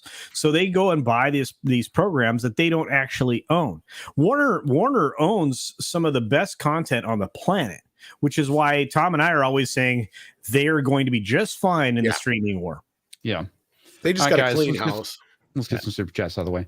Blue-eyed Roof Korean the base for $5. Guest suggestion: Indigo Gaming YouTube creator. I'm very familiar with them because I've watched what you're about to suggest. 3 of 4 parts into the awesome history of cyberpunk. It is a great documentary. Westworld parody, 6 minutes. Predates. Oh, excuse me. What? God damn it. Why can't I read sometimes? Westworld predates 6 MDM. I don't know what that is. Yul Brynner parody. Okay. Yeah, I haven't watched any of their other content, but oh my god, their fucking cyberpunk shit is amazing. It is a great documentary. Each episode is about 45 minutes to an hour. Well worth the watch. Southern Bell 7777 for $10. Ode to 9K. Love Potion number 9. 9 ladies dancing. 9 Inch Nails. 9.5 weeks. 9 lives. 9 to 5. The whole 9 yards. May your wine be fine with 9. Congrats. Well, thank you. I like that. That was really good. Very poetic. I have no idea. I was at like this week I magically gained like 50 subs, and I have no idea over what. My guess would be the FNT rewatch. I've been losing subs for a week. I have never lost like this, but they stripped them from me like a week and a half ago. What? They're going across the comics. I lost them a week ago, and they just still haven't come back. It's been driving me nuts. I told y'all that on Mondays. George, dude. I hit the slow growth mode. I was doing really well, and then all of a sudden, it happens, dude. It happens. But what? For what reason? It's like somebody pumped the brakes. I'm like, huh? It's the oddest thing. It's all about the logarithm, man. Yeah. It's a fickle mistress. Yeah, you gotta get your log in the rhythm, baby. Yeah, I want to then. Yeah. I'm about to say something. I gotta hold my tongue. Like I said, review content seems to do pretty well, especially if it comes out like a day after or the day of the show. That does really well. Gary is right when he says live stream after the show. That will definitely help build your channel. It's hard when it's streaming because I'm not going to wait till 3 a.m. and then do a live stream, mainly because of work. Then sleep. Needing sleep. Eric K for $2. CC, the boss says you're always a member. This is true. It's kind of a bad joke, but it was terrible. But thank you, Eric K. Love you. Roof Korean, I just keep wanting to say Roof Korean the base, but Blue-eyed Roof Korean the base for $5. Remember, watch your government mandates, recommended Disney Plus and Netflix shows. Extra 50 bonus points to your ESG social credit score this week. If only that were funny and not realistically possible. Yeah, that should. Yeah, I can't talk about scary. I started talking about ESG and everybody's like, well, it just works in the banking world. I'm like, that's the precursor. No, it doesn't. It's the precursor. Not just the banking world. It's also in investments, and it infests as well as infects. Yep.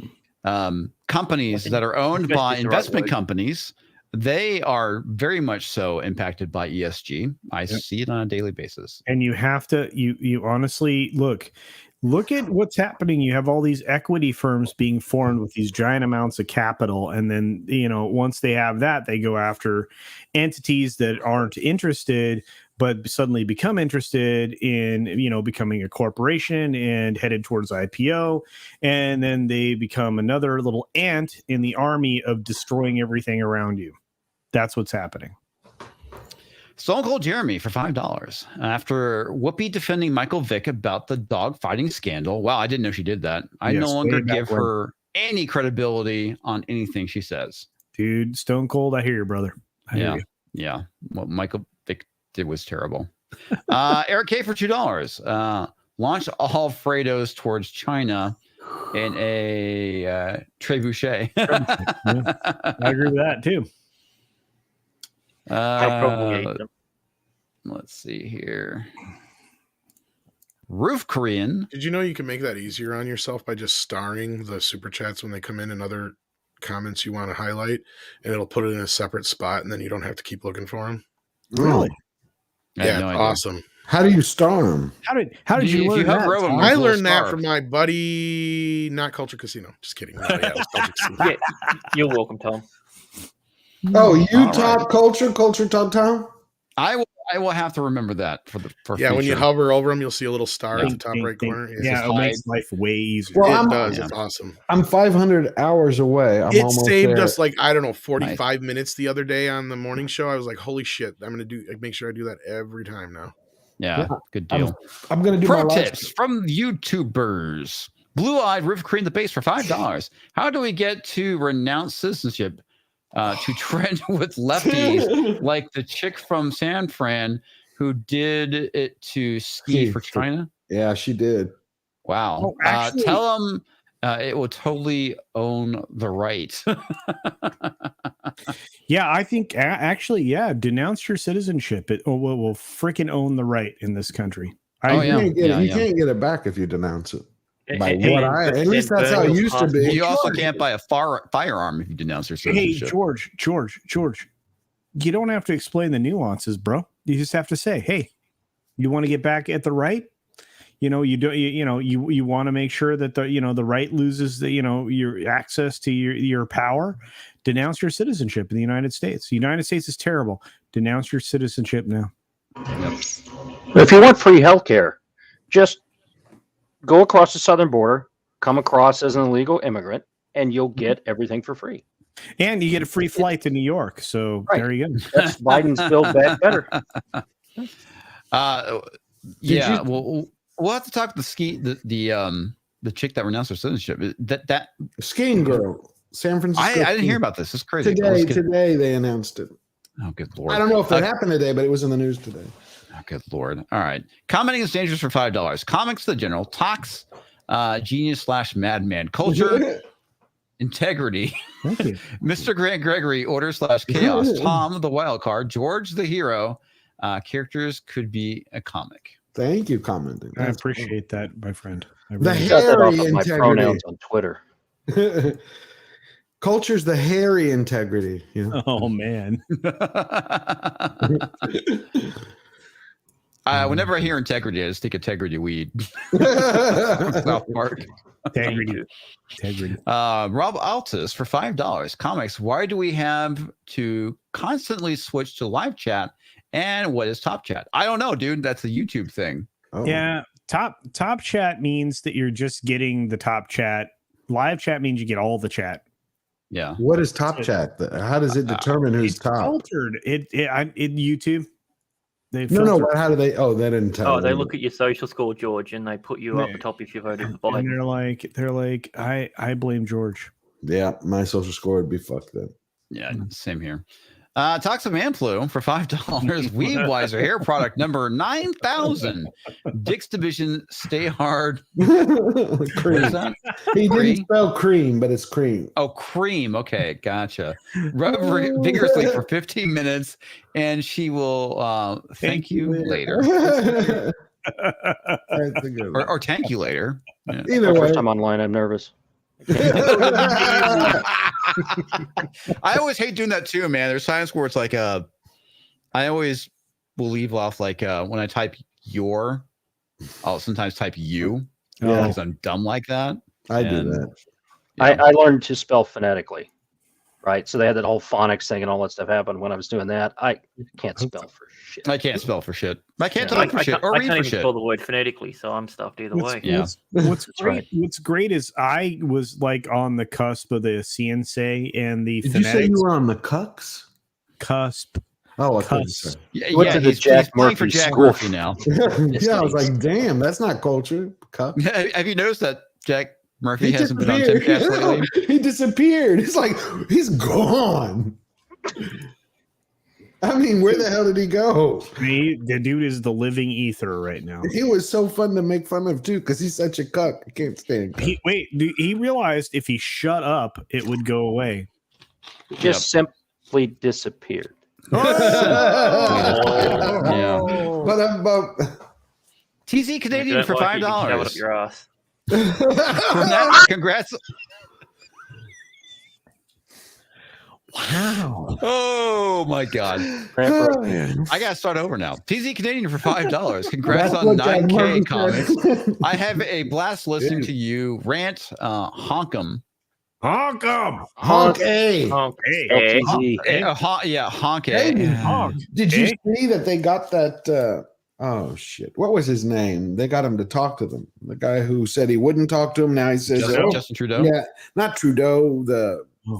The premier, the premier of the area, the one who said they're basically akin to. I'm not going to say the word on here, but he was saying they were bad guys. 24 hours later, he's like, "Well, I've always been with them." I mean, he is the epitome of slime. I'll get you his name. No, what that shows you is he realized, oh shizzle, my folks, because I can't say that because I get in trouble.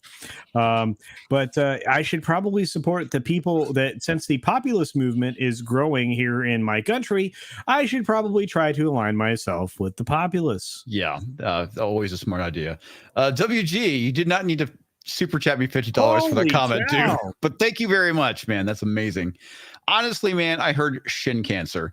I would not be surprised with the damn Invisalign in my mouth because it sometimes makes me say words weird.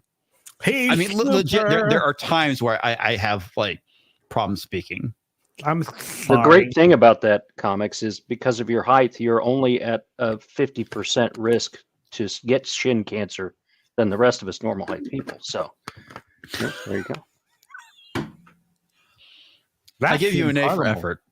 Yeah, I know that joke fell short. That was stupendous. It was stupendous. Yeah, I mean, it's a pain in the ass, and I just put a new one in this week, which makes it even worse. A nude one? New shin? New one. Oh, okay. All right. Sorry. Yeah, anyway. Commenting is dangerous for $5. Seriously, I would read that comic and Peeping Tom could be your villain or your savior. That would be so great. Dude. I think it was Andy Masterson. Is he the guy that does the dolls, the action figures? Yeah, Masterson. Yeah, he's dude. Holy shit! The Ryan Kinnell one. He's so talented. They're 1/6 collectibles. They're not dolls. They're figures. He. Oh man, he is so talented. He's been showing up every once in a while in my chat, and I'm like, dude, I just want to tell him, I'm like, dude, you're so talented. You wanted to make one of you, don't you? But the hair will be all the way to the ground. Hey, it'll be natural. It'll be just like your extensions. You know that really the next time my hair gets cut, it will have to be at my belt line before I allow it, because really I will never let it go to Lord Farquaad style again. That ain't happening. Well, you could have just shaved it all off. You know, really been. I did it before I started the channel. Like before the Culture Casino was launched, I had cut it to one of the shortest points it had ever been. Like my hair, you could cut it to my length. No. That's like a gentleman. Well, when he starts growing it out again, it's gonna be kind of awkward. Yeah, I'll be honest with you guys. I love my chat, especially when they troll me, because this is great. Comics is so short. His previous job was the groom on a wedding cake. Damn, that's harsh. I feel that in the chest. Dude, that shit's hilarious. What are you talking about? Oh, I know it's funny, but this Culture. I want you to know that I really appreciate you cutting your hair and doing all those things, because you have been my Frosk over the past several months with that. The inspiration that you've given me from that has just been phenomenal. So, I don't even keep on have a keeping nose on. ring. Oh God! Oh, you and a nose ring. Oh, you know, whenever I see those, I always want to pull. I do. It's just something. I just want to pull. I do. Well, George, I know exactly what you're saying, George. My cousin had it 7 years ago. She walks in the house to my sister's birthday party. She comes in wearing nose. I was like, and I didn't think. I'm like, it's my cousin. No, and I pulled. It was phony. She's like, motherfucker. She's like, that could have been real. I'm like, oh, okay. It just was right there. You're lucky All right. it wasn't probably. Yeah. So I know we kind of played the Whoopi stuff out. So let's talk about this article that you tweeted out yesterday, which is fucking hilarious. By the way, Robin Hood. I read this article last night and I was fucking laughing. I was laughing so hard because it sounded like exactly like what it says. The Zorro TV show. Yeah, it is. I mean, it's fucking funny, dude. I mean, couldn't believe it. But did you read what she says? Did you read what they say? She's Robin Hood, leading a gang of hip hop masked singers. Yes, masked hip hop marauders. Yeah. Come on. I mean, what writer writes this? Like, I would be ashamed. If they said, dude, it's like I said with the fucking Zorro shit. It's like they're taking it to modern day. They, for the most part, they can't race swap Zorro because, well, I guess they can make her, Afro Latina, rather than just Latina. But it's exactly the same fucking model, man. It's like this shit's played out. Come up with something original. I hate the idea of rebooting something and studying it in modern times. It's like, oh, we're gonna make Zorro a hacker. Yeah, like how does that make? Like, come on. When someone goes and says, "I want to support this," I think when I read the line, it's money laundering because no one could believe this could make money. Tom.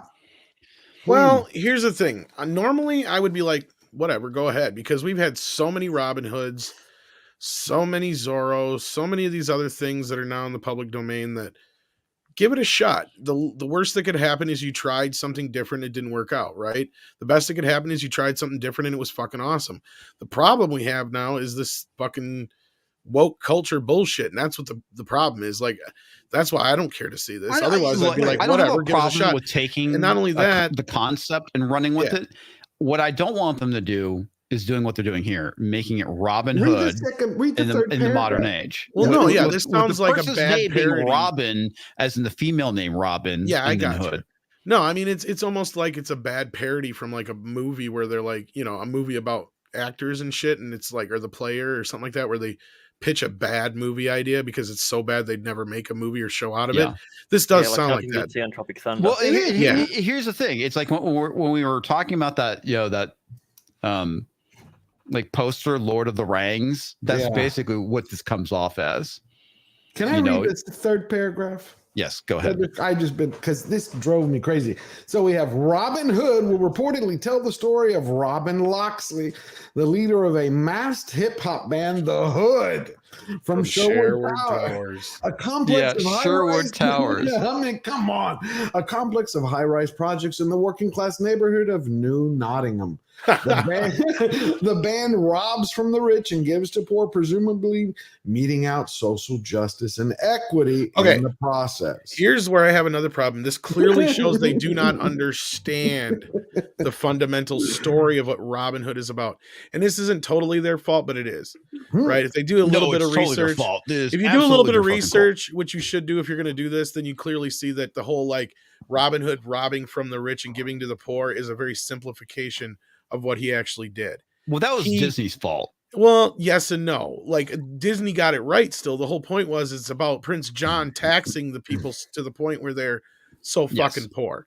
Right. And that's Robin Hood taking that money back. It's not so much that he's robbing the rich. He's taking back the overtaxed But that's where the song money. Came from. He's robbing the rich to give to the poor. Yes, and that's, you're right. He's basically fighting the state, the government, and taking the people's money back. But you think they'll be rapping while they're robbing? I hope so, George. I really hope so. I want it to be like Aladdin in that first scene when they're doing all the action and he's singing along. But I want it to be a really deep hip hop thing while they're firing out. It needs to be. Well, the thing that's so funny is that it's so fucking on the nose. We already had a rap in Robin Hood. Didn't you see Robin Hood Men in Tights? Yeah, absolutely. But I want a modern version. A black sheriff who works for Blazing Saddles. He was but oh my god, the sheriff is the sheriff is near. But yeah, the whole thing with Sherwood Towers and New Nottingham, and oh god, I mean, it sounds like a bad idea that you like make like it's like a fake a idea. parody. It sounds like a fucking parody. I thought it was a Monty Python sketch, whatever sketch. Monty Python would be much more clever than this, though, George. They would be, I know, but they could make this work. That's why I was asking Tom and comics, when somebody would come and say, "Hey, I've got this great idea," and they just laid out that third paragraph. Who in their right mind goes, "Yeah, man, I'm going to invest my money because I'm going to make a shitload back." Because if they say "get the fuck out," they're going to be accused of being racist. Is what it's going to be. Okay, I get that. This is what happens. I'm not going to lie. Legalize That weed. paragraph makes me want to watch it now. When this comes out, I'm definitely going to watch this. Unironically, this is the perfect example of play stupid games, win stupid prizes. Okay, hands down. This is the bed that identity politics has laid. It's like you can't say no to stupid ideas, because if you do, you will be accused of being a racist or sexist. What if you just told people it's just stupid? Read it for yourself. Like, read the paragraph. It's stupid. All they have to reply back is you don't like it because it has black people in it. That's here's the the thing defense with that shit in Hollywood, and this is what we need. And again, I'm not making any excuses, so don't take it that way. But this is how this shit works. Okay. The person who calls out and says, "Oh, this idea is stupid," or "That's dumb," or "Maybe we should try something different," 9 times out of 10 is the one who gets fired. Oh, really? Yep. So nobody ever wants to challenge the status quo. Nobody ever wants to sit out. And it happens so often. But don't they get fired later because they're the ones who approved something that lost them money? It depends on who it is and how they're structured. I don't know. Just ask Kathleen Kennedy. She seems employed. Same thing with Kurtzman and shit like that. I mean, yeah, but like Kurtzman. A great example of this, and I know this is, I keep going back to Ninja Turtles for some reason, but it's just a funny story that I remember. Ninja Turtles. But like, you all seen his Secret of the Ooze, right? Vanilla Ice is in it. Well, he came to shoot for one day. He showed up with his fucking posse of like 20 people, stoned off his gourd, driving around on a fucking golf cart all day, acting like an asshole to everybody. Like people were asking for like autographs for their kids and shit, and he was like, "Fuck off," and all that kind of stuff. Even the actor who was in the suit for Michelangelo tried talking to him, and they wouldn't let him get near him. Wow. And he was a complete dickhole to everybody on the set. So later on that night, one of the producers had, some of the crew and cast there eating supper, and they're like, the guy goes, "So what did everybody think of this Vanilla Ice guy? What do you think about him?" And everybody just stone silent because they didn't know what the fuck to say. Because if they said they liked him and the producer didn't like him, then that puts them on the radar and vice versa. Oh. So they all kind of they stumbled around. He was a dick. Well, here's the thing: is they all thought he was a dick. So nobody wanted to answer. First of all, that's the other side of it too. Is the last thing you want to do is be the one to say, "Oh, that guy's a dick." Okay. And then because exactly what happened. I thought he was great. Yeah. Exactly. Well, yeah, because like everybody waited and they're like, "Well, what did you think, sir?" And somebody finally blurted out, and he's like, "I think he's great. I think he's stupendous. He's a great fucking whatever." And everybody just sat around and agreed. "Oh yeah, he's awesome. He's great. He's great. He's awesome." That same producer was one of the people that was, I guess, the people that made his Vanilla Ice movie like a year later too, though. So I guess the joke was on him in the end. But yeah, see, now there's a situation where everybody would have spoke up. They would have never made that Cool as Ice movie probably, but somebody probably would have lost their job. Yeah. But I guess I would say again, won't they lose their job later when it bombs? A lot of it's okay. So the way Hollywood works is you do a job and then you move to your next job, and the job you already did doesn't show up on screen for a year. Sometimes that's why you always make your next deal before your movie comes out. You have to.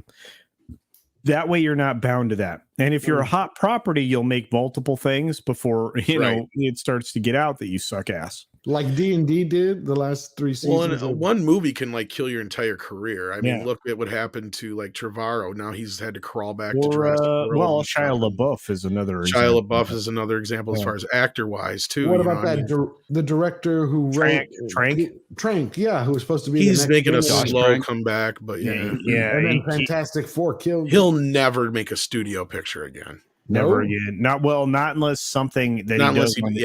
Yeah, he has to do something. Well, the funny thing is a lot of that too. A lot of those failures typically comes from the studio interference, right? That's what he blamed Sometimes, it on, yeah. but they say he had complete control. Right now, if it's a Warner Brothers picture in the last 8-9 years, yes, I would say it's studio interference.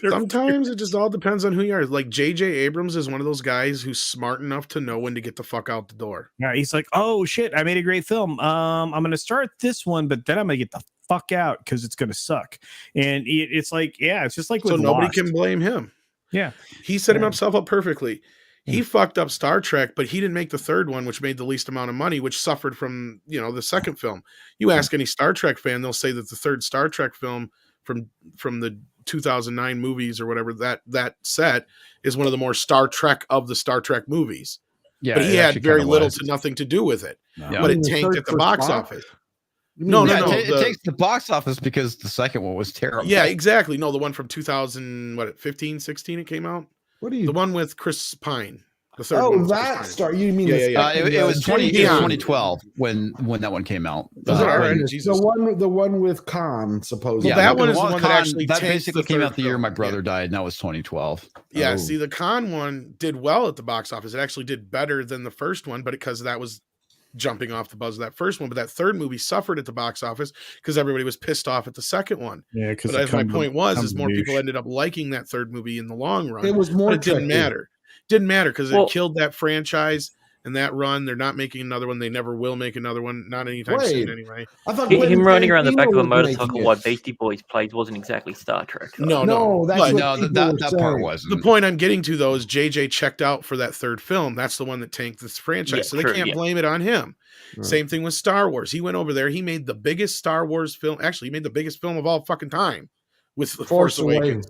Yep. And then he pieced out, let Ryan Johnson fuck it up. So then they came crawling to him to fix the third film. But he fucked it up. But it doesn't matter. They can't blame it on him. That's the beauty of it. Well, It how was come already they not fucking bl- pre-fucked. But how can they not blame Rise of Skywalker on him? It was under him. Because it doesn't matter. You can just because it all goes back to the Last So this Jedi. sounds The problem Yeah, is Well, you there. could blame everything on Rianne Johnson because the fact that he's like, I had to fix this fuck up. Right. That's why I say the Rise of I'm not the one who Skywalker. did the damage. It was Rianne Johnson. I was fixing the He mistake. make this joke, but I'm not kidding.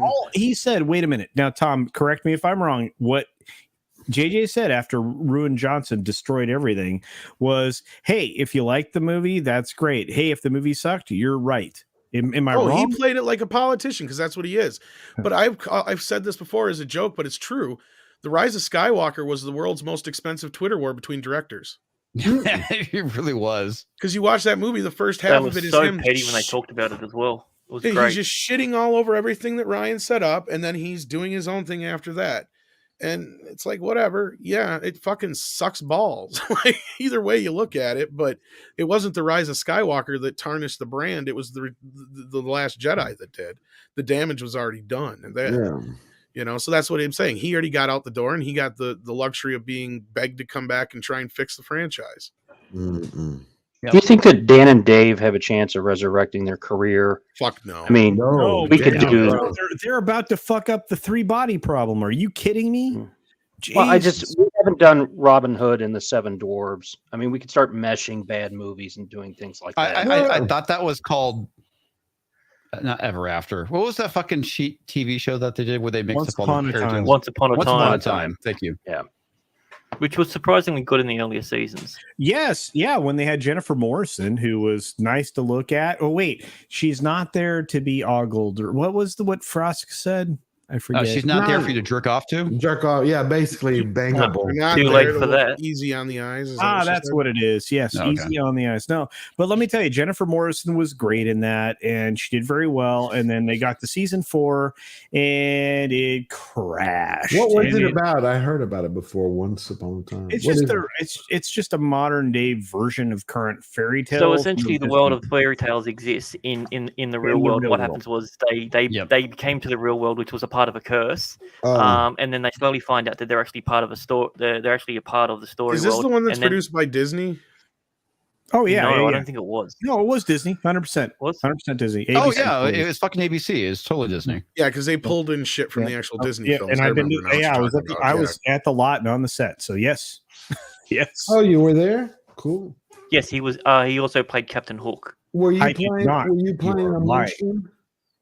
You know what? He would make a gorgeous Captain Hook. I would. I always thought it'd be more of a With your snake, to be hair, honest. but you have to curl your hair to be Captain Hook. You know, I'd have never thought Dustin Hoffman would have made an amazing was so Captain Hook, but he was good. so He fucking was. good. Oh, You know who doesn't get the credit in that movie? Glenn Close. Hook. True, is that guy? Yeah, that's true. I know, yeah. Didn't what's his name do a Hook story? Hugh Jackman. I never saw it. Oh yeah, he was in that Peter Pan movie that came out like 5 years ago. That Huge cost like ass $300 man? million and made like 10. I never. Yeah, so it was it horrible. was bad. Because I liked a lot of Hugh Jackman's work, but I never saw that one. Huge Ass Man is a very good actor. Yep. Why do you call him Hugh Jackman? Is there? For fun. Oh, okay. I didn't know if there was some inside. Well, Like no, culture just like the same he's bottom, not. that's I'm not all. saying he's Richard Gere, George. That's not what I'm saying. He's not. Anyway, But I liked Hoffman as Captain Hook. It was great. It was great.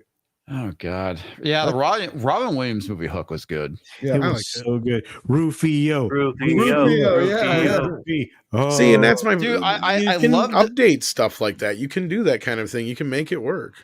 Well, the thing I thought was really good is like if you ever played the tabletop game Changeling, the whole thing with like glamour is like that is like a perfectly good a movie that explains a lot of that stuff because they're like eating food and it's not there, and it's not until he believes and sees it for real. Then it's glamour. It's that I mean, like I said, the whole thing with like if you ever wanted to see what a Changeling movie would be like, Changeling the Dreaming, it would be that. Yeah. That movie. They did excellent representation of that in the Ball series, True Blood, when they got around to the Fae. Did he say balls? No, that's the Ball series. Forget it. No, True Blood. I watched True Blood. I don't know which episode you're talking about. I'm trying to figure it out. Third. I think it was the third season when they got into the Fae. Oh, no, okay. it's later than that. You're talking about when they actually go, the fairies. Yeah. I got you. I Don't haven't call them seen that, George. They don't why? like They're that. Yeah, fairies. the Fae. The Fae. I haven't seen the last episode, the Fair finale. Don't watch it. It's absolutely garbage. Dude, it's like watching the last episode of the first time that we did Dexter, and then literally, it's like watching second both time endings of we did- Dexter. They're both equally shit. and probably the third time that we're gonna do Dexter. Oh my God! Did you guys see New Blood? New Blood? Yes. No. Yeah. Oh, What's New Blood? New Blood was the new series that came out with Dexter. of Dexter. Oh, that one, the Dexter. I did, and he shit the bed with the ending. Yeah. And the last three. I was like, what the hell was that? How do you have the number 1 and the number 2 spot on worst endings for a TV series? And he thought it was great. I'm like, huh? Oh, there's so something- bad. I think Andre said he liked it too for some weird reason. Yeah, I've heard liked it. everything I've except for heard the people ending. like it. They're like, "Oh, it's so much better than the first time they ended the show." No. I'm like, No, dude, I'd lying? rather him go into the freaking hurricane and then me just too. appear I later. don't know, I That never was a watched better the ending. show, so I loved it until that. Dexter. Yeah. Dexter was one of the greatest things. Yeah, the first time around, the last season and a half were terrible. Yeah. But everything up to that was good. And It you was. know, The last season, the later seasons, I think they started kind of getting terrible. The they last did. one, last was season and a pretty half. bad. Last season and a Horrible. half. Yeah. Yeah. Cole's Um, absolutely Look, right. like The New Blood wasn't bad. I didn't really watch it. My wife was watching it, and I was playing a video game while she was watching it. So I caught parts of it. I mean, overall, it seemed the overall story was decent. It did have modern day elements of wokeness in it. Not a whole lot. Definitely. Oh, I wouldn't call it woke though. It definitely skirted that line. it's Yeah, that, well, it's the that story borderline itself was not intersection. woke, but you had this like murder external blogger, and she would use like cis white male and stuff Oh, like that. she was. Yeah, You're right. it was the borderline intersectional bologna sausage. Yeah, And that's Don't worry, her. George. She didn't last long. but Yeah. she got murdered. So, No, she did get killed, which is It was perfect. only- 'cause but I that's what liked you want to do to. how it ends, I thought was kind of horrible. yeah, Fucking horrible. Not good. Horror. It's worse than the original ending. But what ultimately happens, the plot is that you remember how Dexter had a kid in the original series, Harrison, and Harrison's a teenager, and because he abandoned him, I guess he went looking for him, and Harrison ends up finding Dexter, and he's like in upstate New York.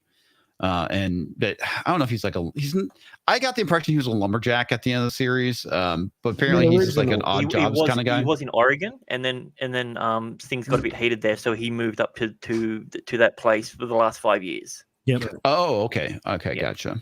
I didn't realize that he was in Oregon. Like I said, I didn't see the beginning of the series, but no, at the end of the last series, they show you the flash forward where he's in. Yeah, but he mentions it. He mentions about halfway through this season when he's talking to Harrison that he went to Oregon for a few years, but he just couldn't handle it there. And see, the other reason the ending sucked is because they made it show where he's like, I finally felt a human emotion, love. No, actually, he felt that before when his he definitely felt it before. He said that 10 series. times already in the series. Yeah. It's not new. Yeah, it's not. And forgive my phrasing, but every time that Deborah was on the screen, all I wanted to do was punch that cunt. Yeah, I hated what they did with her. She was like in the new series. In the new series, it was it was so bad. Well, I know that she kind of replaced Harry. As the the dark Spectre, so to passenger, speak. Yeah, the dark passenger. Thank you. Also, you can't really be woke with a serial killer. It doesn't really work. That's why, it wasn't woke. It had people in it that was using modern terminology, which I thought was eye-roll worthy. I can actually like he can't do it. The journalist actually pulled it off well. It made sense. She's like a Gen Z. Yeah, but George, I could write a woke serial killer. Wouldn't be that hard. Okay. I believe write it about a Karen.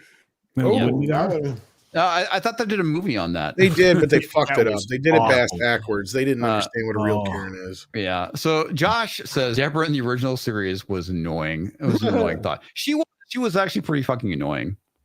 Really? But Yeah. she's worse in this. Oh my god. Much worse. I mean, I liked how loyal she was to her brother, but she was annoying. I mean, she wasn't like a bad person. No. But she was kind of annoying at times throughout the series. And her desires in the later series towards her brother was a bit odd. This sums it up. All Deb did was screw all the wrong guys and blame Dexter for it. Yeah. Yeah, she was a hoe. Yeah. Look, there was a lot of nudity. What's wrong with nudity? That's why he likes Oz. It's his favorite series. Oh man, dude! All I have to say, man, is I know she's like a fucking insane. Mm-hmm. Oh my god, Lila was hot. Oh yeah, Lila. That's the British chick from season 2. in season 2. Yeah. She was in some other stuff that I saw too. I'm trying to remember. Spartacus. She played H.G. Wells in Warehouse 13. Yeah. She was. First time I saw her was in a British show. I think it was called Hustlers. She was. She was in Hustlers. Yep, I love that show. Oh man, and yes, Lila was insane. And she I was like Stravinsky, the Stravinsky, the actress, the blonde who was a serial killer, who's the one who took care of Harrison. The Australian chick. Yeah, I like her. She's on Mass Effect. Really? Miranda. Oh, okay, her. Yeah, okay. Oh, yeah. She played what's her name in Mass Effect and Miranda. I know the actress's name is she was also in Chuck. Yeah, the TV series Chuck. I never saw that. I want to see that one day. It was pretty good. It was basically about a normal guy who gets infused with like not really like superpowers, but do you remember what they called it that he got infused with? I have never seen it. I was asking Grant. Oh, Grant. He who apparently walked Tom? away. Anybody? Mother? Tom? Talks? No. Culture, do you know of Chuck? Yeah, my parents liked it. Anyway, he gets imbued with thank you, the Intersect. That's what it was called. The Intersect? Yeah, the Intersect. Oh, sorry. What did it do to him? It gave him superpowers? I gave him martial arts abilities. It gave him gerbils. Super spy abilities. It is basically what it did. Gotcha. Yeah. It gave him testosterone. Yeah, well, right now apparently Sean Penn thinks that there's not enough of that in the world. I have a video coming out tomorrow about that. I'm surprised he didn't get canceled for that. What the world needs now. George and his low testosterone scores. Is that the next video? No, it's about Sean Penn. You know why he didn't get canceled? Because in the same bloody article where he says, he has this quote. He said, "I'm in the club of men that believe I'm in the club that believes men in the American culture are being wildly feminized." It's because about 6 paragraphs later, he starts talking about white privilege. So I think what he did was he took his bank shot where he's like, yeah, I think all these men are being feminized. But by the way, white privilege. So it's like, yeah, he covered his bets. He hasn't been relevant in a long time. No. But he has a new movie, so he's doing the press junket route. I gotta do that. There we go. Yeah. Got to open your mouth, insert your foot. Yeah.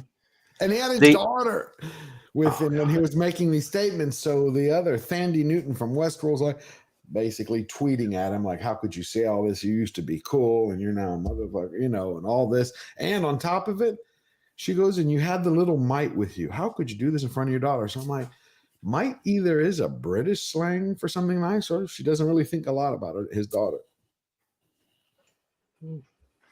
So not to change the subject, but change it. But I'm going to change. Yeah.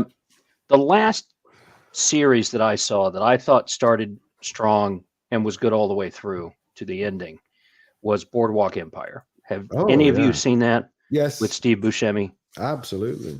All right. If you haven't, and we talk about stuff in here about show sucks and things, stuff like that.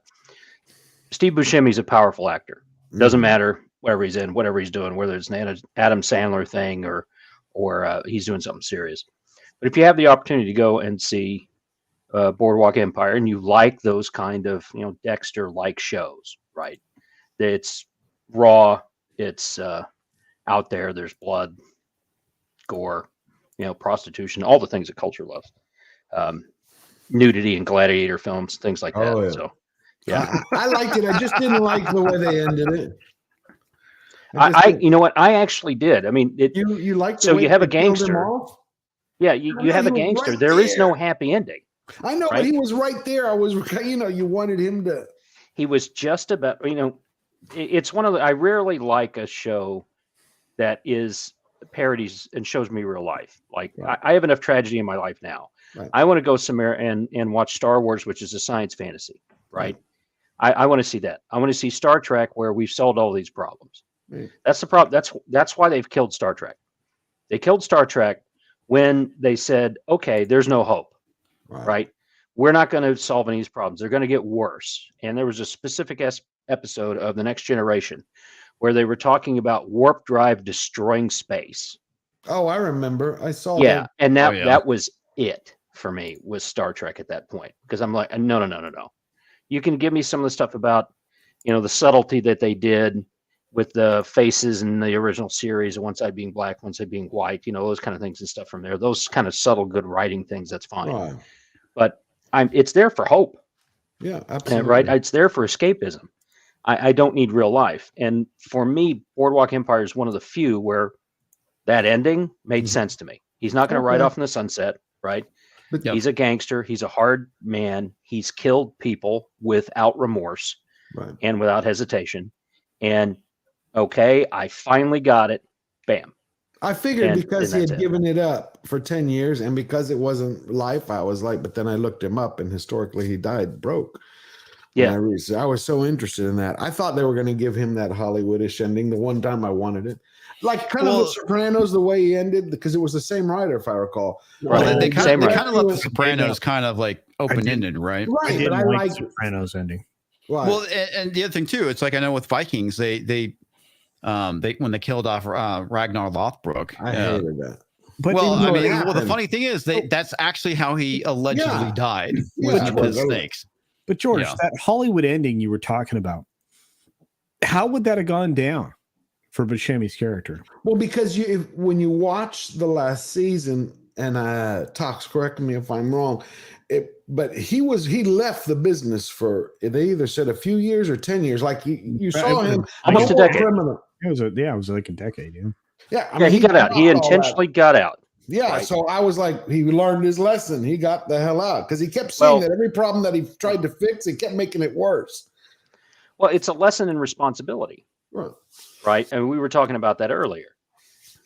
He did things He did that horrible. he had to be responsible for. He made a lot of enemies, and you never know what's going to happen, what you're going to do that's going to cause you trouble down the line. Like, I've had 5 kids, 3 of them I regret. There's nothing I can do about that. You know, they're going to come back and it's, right? Wow. Yeah, comics. Thanks for getting that.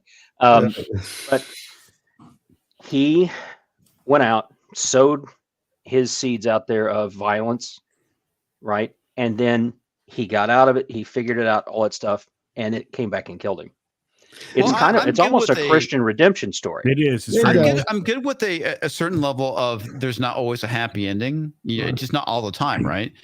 Even with the series Hell on Wheels with Thomas Durant. Speaking of which, he fucking died penniless too. And the way I think he goes out, they changed it for the show. But yeah, I mean he was his empire was basically fucking destroyed. Mm-hmm. And interestingly enough, I mean, in the chat, another monster says the 4 greatest shows ever were all done by AMC: Breaking Bad, Mad Men. I never saw Mad Men. No, Hell on Wheels. You're missing tons of great shows, though. What about Deadwood? Deadwood, I think Deadwood was phenomenal. Was that Showtime? That was a fucking amazing show. And they did a horrible movie to cap it off. Yeah, not horrible, but just not good. At that point in time, HBO and Showtime were competing for the best shows. Well, that's kind of the beginning of what we get now in streaming, right? Like, Penny Dreadful, premium television. They don't make premium television anymore. You have the slightly upgraded CW on the Warner fucking side of shit, and you've got the bullshit they're doing over at fucking. I loved Entourage back in the day too. All Access. I could never get into that show. I'm looking forward to The Offer. I'm looking really forward to that. What's that? The Offer, the show, the 10 episode miniseries about the making of The Godfather. Oh, I didn't know that. I want to see that. Yeah. Peaky Blinders. The Shield. Peaky Blinders still on. Yeah, but you have so much good stuff. I mean, Ray Donovan was a Showtime thing, if I remember. And it was supposed to go on, but they canceled it. They're making the movie. I did like Weeds for the first 2-3 seasons. Weeds was good for 3 seasons, and then it went to shit after she went to prison. It's not George. You don't have to fuck her. You just have to watch. No, I know, show. but I couldn't. And she drove me crazy. No, but there's something for every taste. I just didn't like that. I like everything else you're talking about. Breaking Bad, Mad Men. I've never seen. I have to set the time to watch it. Perfect. Okay, so this is where Gary and I agree. One perfect season of television was the first season of Westworld. That season was really fucking good. Perfect. I've never watched the second. It was not good. And the reason that I give everything 3 episodes is because of AMC television. Breaking Bad took me 3 episodes to get there. But that third episode was a great I think there's a difference between going, I'm not sure how I feel about this episode because of XYZ reason, rather than did you give Cowboy Bebop 3 episodes? No. Yeah, exactly. No, I gave it 15 fucking minutes and I was out. Did you make it 15 minutes? Yep. Oh, I gave it the 3. I just didn't like it. Did you? Oh my god, dude. Because I like to make sure, but I just didn't like it. Nothing would connect me. But I think Cowboy Bebop is a bit of a difference between walking into a show blind that you have no idea what it's about. Cowboy Bebop, you have a preconceived notion. Yeah, Breaking Bad. No, Tom, you're right, because Breaking Bad, I was like, this is an interesting premise, and that's where I started off, right? But it hadn't hooked me. It took me that 3rd episode to get there, and that really was the thing that cemented that in my mind. That if I thought the show had redeeming qualities, I would give it that 3 episodes. I wanted it to be good. I mean, I liked Halt and Catch Fire, and there was 16 other people on the planet that thought it was a good show. I actually liked Halt and Catch Fire. That was pretty. Didn't like the time jump.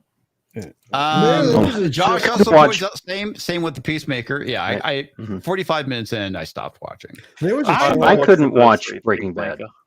You could because no, I couldn't because I don't like things that are real life, and I live that life. I don't want to watch that. So I get it. And that kind of stuff from there. But I get there's certain things that hit really close to home or hit on stuff that simply just don't like. Stuff. Yeah, I mean, there's right. I mean, it's like cannibalism kind of creeps me out. Okay, for the longest time, I wouldn't say I had a hard time watching Silence of the Lambs, but it's cannibalism. It eats at all of us. Yeah, see what you did there. Yeah, no, but seriously, it's like there's certain things that just like really fucking creep me out. Just because a lot of that for that specifically with cannibalism is it goes against the social norm, right? That's a huge fucking social norm to go against. So yeah, certain shit with cannibalism, I don't watch. I can't watch torture scenes. I can't. I can. I don't like to. Okay, query, because this is weird. So I'm a horror guy, right? Yeah. Right? You are very horrible. Yes. Did you guys watch American Horror Story at least the first couple of seasons? I caught a few. 5. Yeah, I did not. Did you like? I actually have a family member who's in that show. Really? Oh, cool. Did you like Hotel? I didn't watch Hotel. And yes, dude, the fucking Hannibal series was great. I love Hannibal, and they're supposed to bring it back at some point, though. No. I have not seen Hotel. I am so worried about them bringing that show back. But oh my god, that show was the original amazing. With Mads Mikkelsen. Yeah, no, I know what you're talking about. I'm worried about it, though, because it's fucking 2022. Right, and that show came out before all the wokeness started seeping into everything, and it was so well done. Oh my god! See, I really did enjoy like American Horror Story, and I liked Hotel. That was the first one with Lady Gaga. Lady Gaga. Yeah. No, I didn't watch it. I don't like Lady Gaga, but I've never seen the one I thought was actually pretty good. Was it Freak Show? Yeah, Freak Show was good. Right. That one was really good with the fucking clown. Oh, it was good. So good. That mask was so creepy. Yeah. My wife hated the ending. I was like, "What are you talking about?" It's like they kind of get I know they all die, but they kind of get a happy ending at the end. And it was the first time that they did that. Yeah, it was. Oh, yeah. Everybody. It was. In fact, that was a very elegant way to give them a happy ending. In my opinion, I thought that was really well done. I watched a show that was for 3 seasons. I thought it was really good, and then they canceled it. It's called Happen Leonard. Have y'all ever seen it? Based off the book. I haven't heard of that. So here's there's a fun serial killery one called Barry. Barry's so good. Never heard of it. Is that the one that's like based off of a true story? No. It's the comedy guy. What's his name? Bill Hader. Bill Hader, yeah. But he is so. It's not a comedy, but there are comedic moments. He's an assassin trying to get out of it by becoming an actor, and he's a horrible actor. It is. Yeah, I've been watching a lot of laughs. Yeah, he's called Barry. Sociopath. Barry. Yeah, he's a sociopath. Barry. Yeah, Bill Hader. I guess it got canceled according to Bush McFadden. Oh, don't you say that to me, Tom? So one of my favorite series that so there's 2 series I really like that were both Fox properties that were 1-season wonders because you know how Fox is. But Brimstone is really good. I've talked about this before. Fantastic series. Never heard of it. Not sure when it came out. When I saw it, it was on Sci-Fi already in syndication, and I didn't realize. I thought it was like a Sci-Fi original, and it was. I wouldn't say a part of the original Sci-Fi Friday, but it came on like right before Farscape, and the premise was there was a police officer whose wife was raped. He goes and kills her rapist, and gets shot in like a bust or something, and goes to hell. And so what happens is like 300 souls escape hell. And basically the devil says, I'll give you a second chance at life if you go and track down all these souls. And it was a really that was on show. Sci-Fi, right? It was on Sci-Fi. What's it called? Yeah. It's called Brimstone. Is it new? No, this was like 99 2000. Yeah, like this sounds good. Yeah, it was really good. It's There's like just hard to sci-fi find, dude. It I'll is find so it. fucking hard to find. There's something you should watch. It's an Australian show. It's called Mr. In Between. It was on FX. I love that show. The other show was called Keen Eddie, which was a kind of like it was about a New York cop that goes to London. He's basically tracking down. I don't know if it was a killer or I don't remember what he was going there for, but it's like a total fish out of water story. And it is a good mixture of both British and American comedy. Yeah, it's got the guy that was the leading human target in it. Yeah, Mark Valley.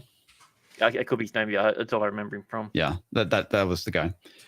Fucking great show, man. And it's pretty funny because like his catch line was like, it's like, hey, my name's Eddie. How do you like me now? And it's like he usually do it at either like these really inappropriate moments and or it was pretty spot on. There was like this one chick that works in the for Scotland Yard, and no, it's not Scotland Yard. It's like the local police, and he calls her Moneypenny, and whenever he runs into her, you're not really sure if she's actually saying something to him that's like really dirty or he's imagining it, and it's like done so fucking well. And he's like sorry, and she'll repeat it, and it's like this total like mundane line, but it's fucking great, man.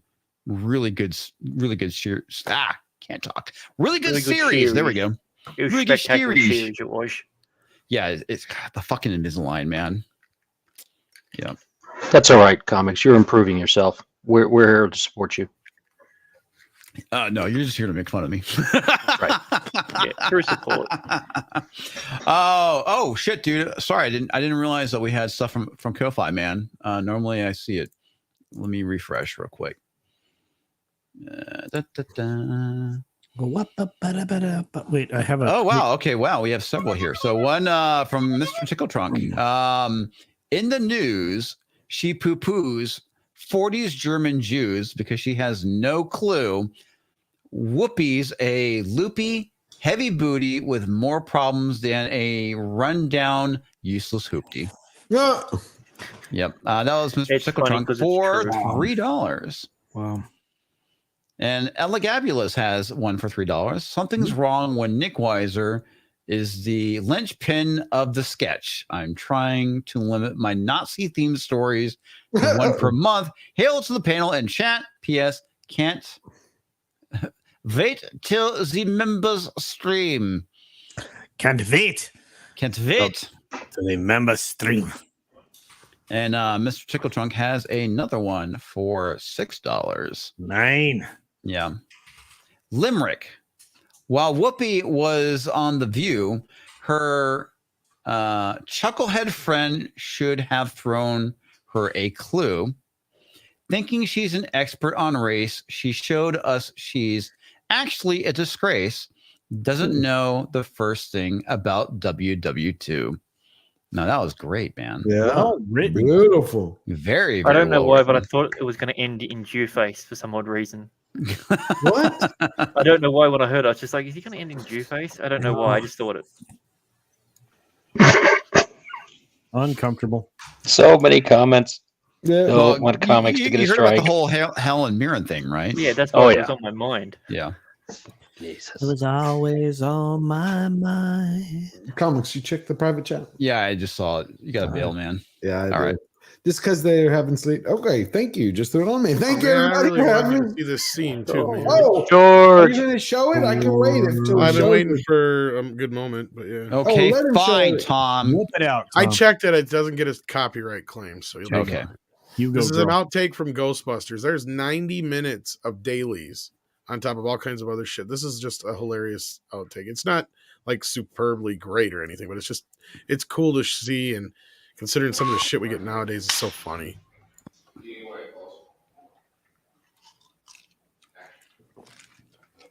Here's to satisfying our first customer. Well,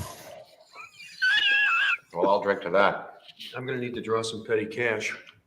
Take her to dinner, you know, we don't want to lose her. This magnificent feast here represents the last of the petty cash. I remember this. Okay, eat slow. Did you ever get the figures on what would happen if we burn the place? If we set fire to it ourselves, we could save like $2,500. You like that? Wow. I can't believe they didn't leave that line in. It's great. It's so much better than anything we get now. Oh my God. That's the thing. Most of that wound up on the cutting room floor. Why? That was That good. was such a great It was film. fucking gold. That was. There's other stuff, like there's one time when Peck's like accusing them of stealing nerve gas. He's like, we wouldn't steal it. If we wanted nerve gas, we just make it ourselves. Yeah. I hope they come back in the next one full. I mean, not just a cameo. No. I don't think all of them can, George. You might want to check on the news. Yeah. Yes, I know one is dead. One of them is no longer with us. Well, hey, Chip, we have enough technology. They're making Luke young. They could- Oh, Ray. Egon. Yes. Thank you for having me again this week. Love the panel. Love the chat. I have a new video coming out in the morning. You can check it out on George the Giant Slayer. It's a pop culture video. And then there should be one more this weekend. It'll be the first week I have 3 out, maybe 4. We'll see. Christ, I barely got one video and it wasn't even from my channel. Yeah, I'm trying to get into that groove. It's been 2 a week now for the last few weeks. I'm going to 3 and then 4. So thank you for having me on. I wish you all a wonderful weekend. I'll see you on Monday. Have a good one. Have a good one, George. And I will play you out, sir. Thank you.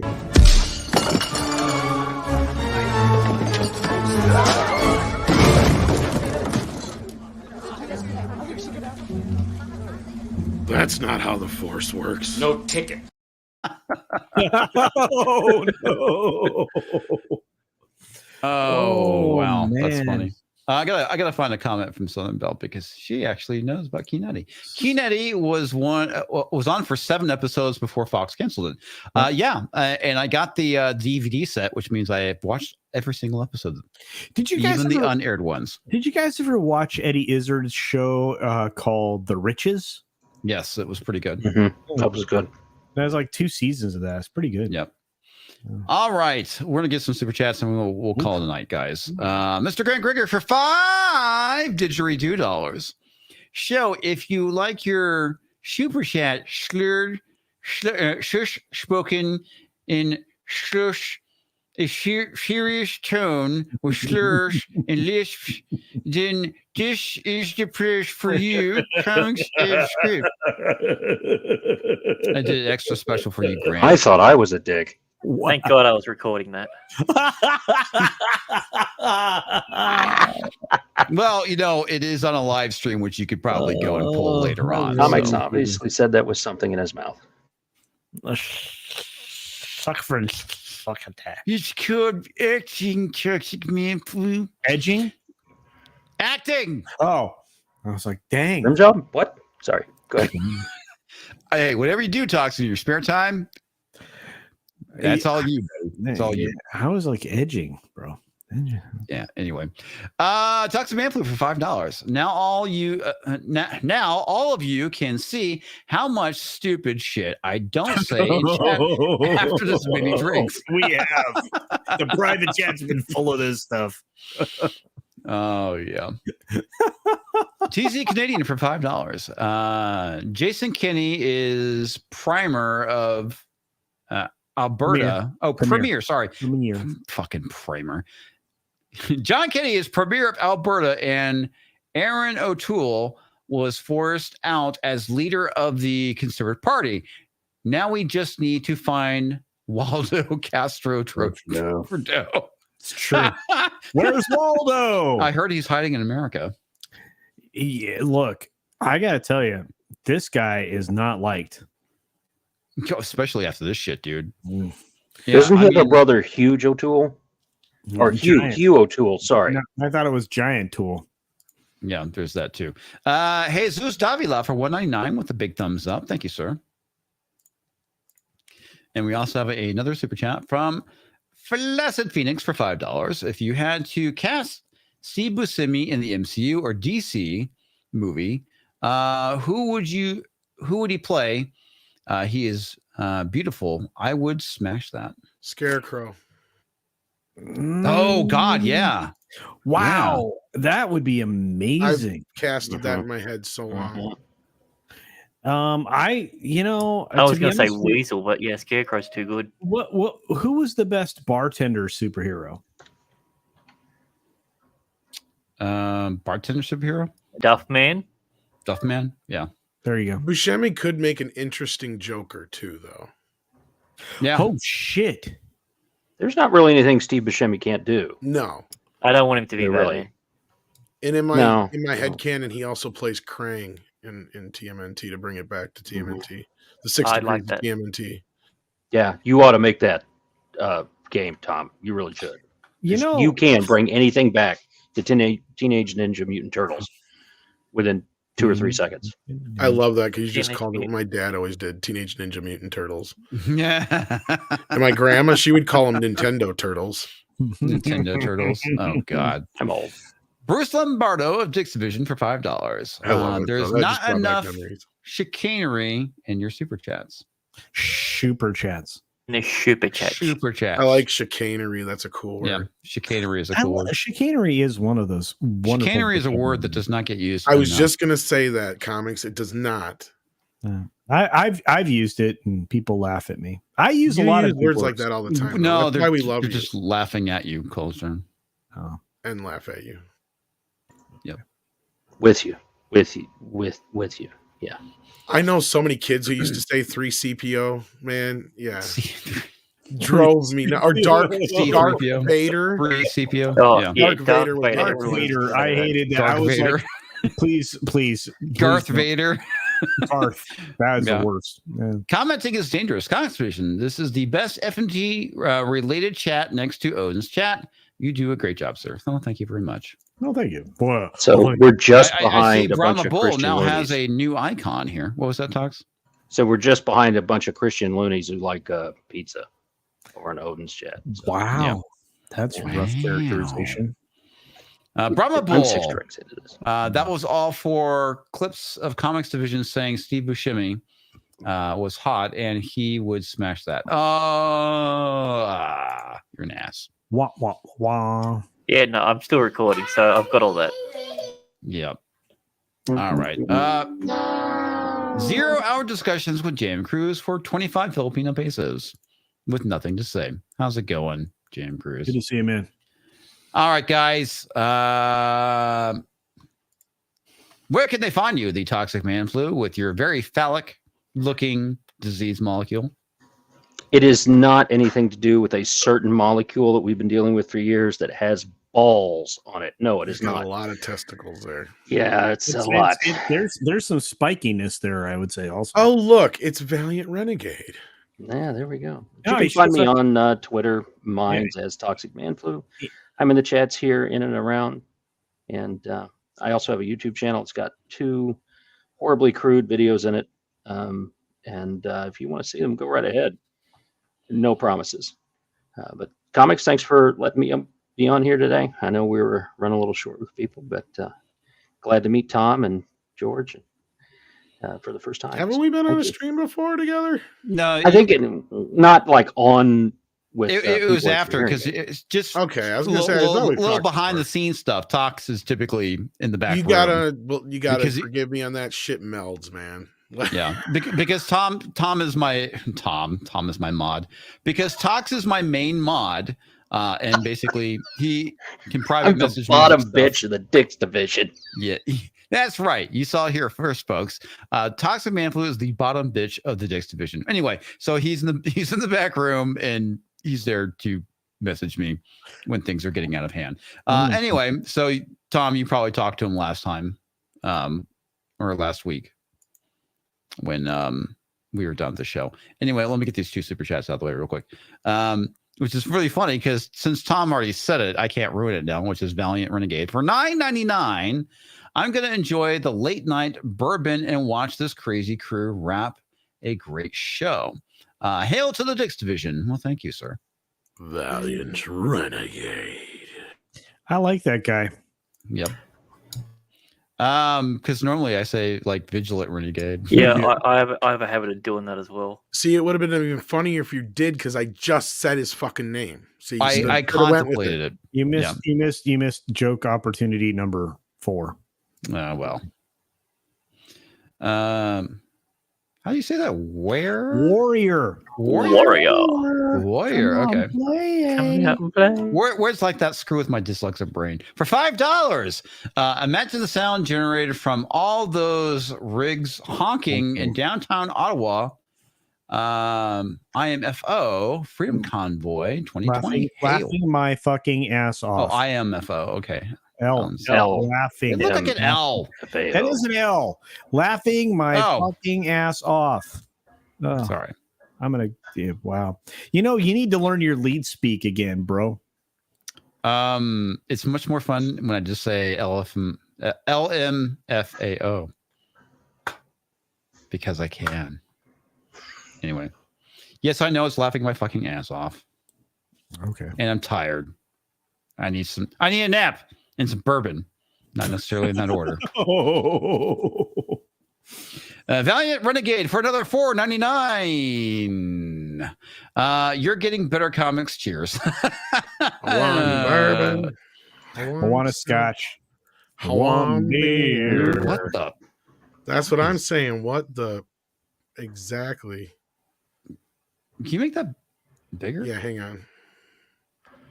What can you make that bigger? Is that? Rub it vigorously. Make it bigger. Can you read it now, kids? Even the old people in the back. No, it needs to be a little bit bigger. Are you serious? Really? Yes. I don't know if I can make it any bigger. Do you know how fucking old I am, buddy? I am black every month, but this month I am black. Black. What the? Oh, where do I buy for that me, from? I thought this was gonna be like a new Black Lives Matter shirt. Blackety black, don't go back. Considering they got outed as a huge fucking scam. No surprises. Oh, I'm black, y'all, and I'm black, y'all, and I'm blacker than black, and I'm black, y'all, and I'm black, y'all, and I'm black, y'all, and I'm blacker than black, and I'm black, y'all. I'm blickety black, blacker than black. Oh, the 90s. Yes, I do. What was that from? Brown. TB4. Yeah, that's right. Oh my God, that movie was fantastic. So good. Straight out of Low Cash, a crazy motherfucker named Gusto. Dude, I that fucked your is wife like because the bitch is a big hoe. I fucked your sister. I fucked your cat. I would have fucked your mom, but the bitch is too fat. That movie is fucking hilarious. I don't care if you dead. I want my money, motherfucker. Oh my God. Okay. My God. Fucking fantastic. Tom, I am amazed at how much entertainment knowledge you hold in your head. I love the scene where that guy we just saw on the thing, he's like doing the sex line thing. He's like, yeah, I'm grabbing your balls. I'm sucking your balls. Yes, I love your balls. Yes, I'm licking them. Your balls are all up in my mouth. I just love your balls. Well, you heard it here first. Tom loves balls. Somebody's gonna love balls. Now. Where were and we? I'm black, Culture Casino. Show me the penis. Oh wait, show him the penis. Let me see the penis. There you go. I had a great time hanging out here as I always do on Thursday night Throwdown. We pretty much only throw down at Whoopi, and I have to say about this, it's a big whoop. When are we going to do the Friday night throw up? That's after FNT, and no, it had to be after Foul Balls show because we're all drunk at that point. Dude, you guys get hammered or schlemmer. I've been there a few times, and there are people that are drunker more than I've been ever. So, but yeah. And then, no, I have a channel. You can check it out. It's Culture Casino. It's on YouTube and Odyssey and Minds and Getter and Twitter and stuff. I'm in a lot of places. Check me out. But please do. Really, honestly, I'm actually going to be close to 3K in the near future. So please help. Please. Wait, how did Lilu Dallas say it? Please help. Okay, and do check out my video. Today did not do well. I was suppressed by the logarithm because I was talking about antitrust, or people are bored as F with antitrust stories. So maybe I won't do those anymore. Beyond that, keep doing them. Nah, yeah, probably will. But I had a great time, and Tom's actually cooler than you think he is. And MrGrantGregory makes everybody look better. Toxic Man Flu makes everybody sound smarter. And Comics Division makes the English language harder to say than you could possibly imagine. Everyone, please sub to Culture Casino because he's promised if he gets to 3K, he'll get to the point. Oh, Jesus. Tom. Wow, bro. On this episode, we learned a very important lesson, kids. Never ask a stripper for change. They hate that. Till next time. MrGrantGregory. Or, excuse me, MrGrantGregory. Oh, thank you very much for having me on this spectacular show. You're welcome. It's such an honor. But yeah, no, generally I love being on this show. It's it's a lot of fun, and yeah, making fun of culture is always fun. He can take it. He's got broad shoulders, apparently.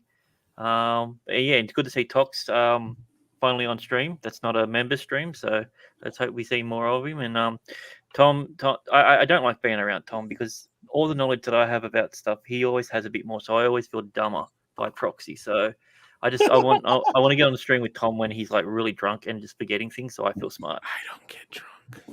I know that's the problem. But I've got a waterbed. It's filled up with Elmer's glue.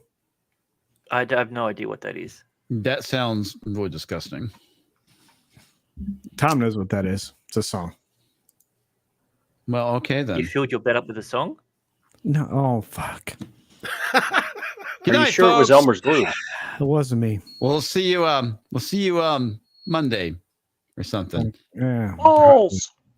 Have some credits. That didn't work.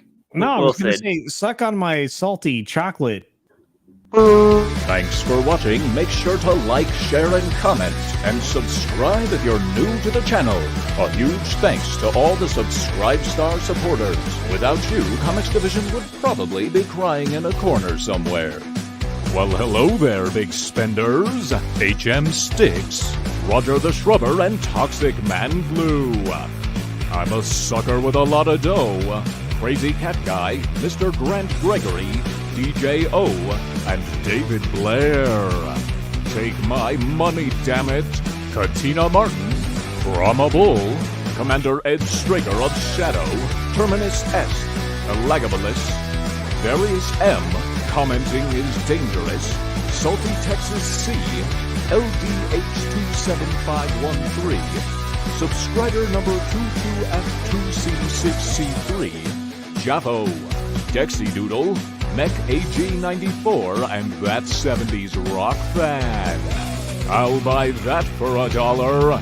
Captain Trek, TZ Canadian, Chris from the 80s, Stan 4, John B, Colin Douglas, and Jenna Lyn. Thank you all for watching. You are awesome. I love how I still managed to fuck the credits up. My man. That's why we love you, Con. I guess.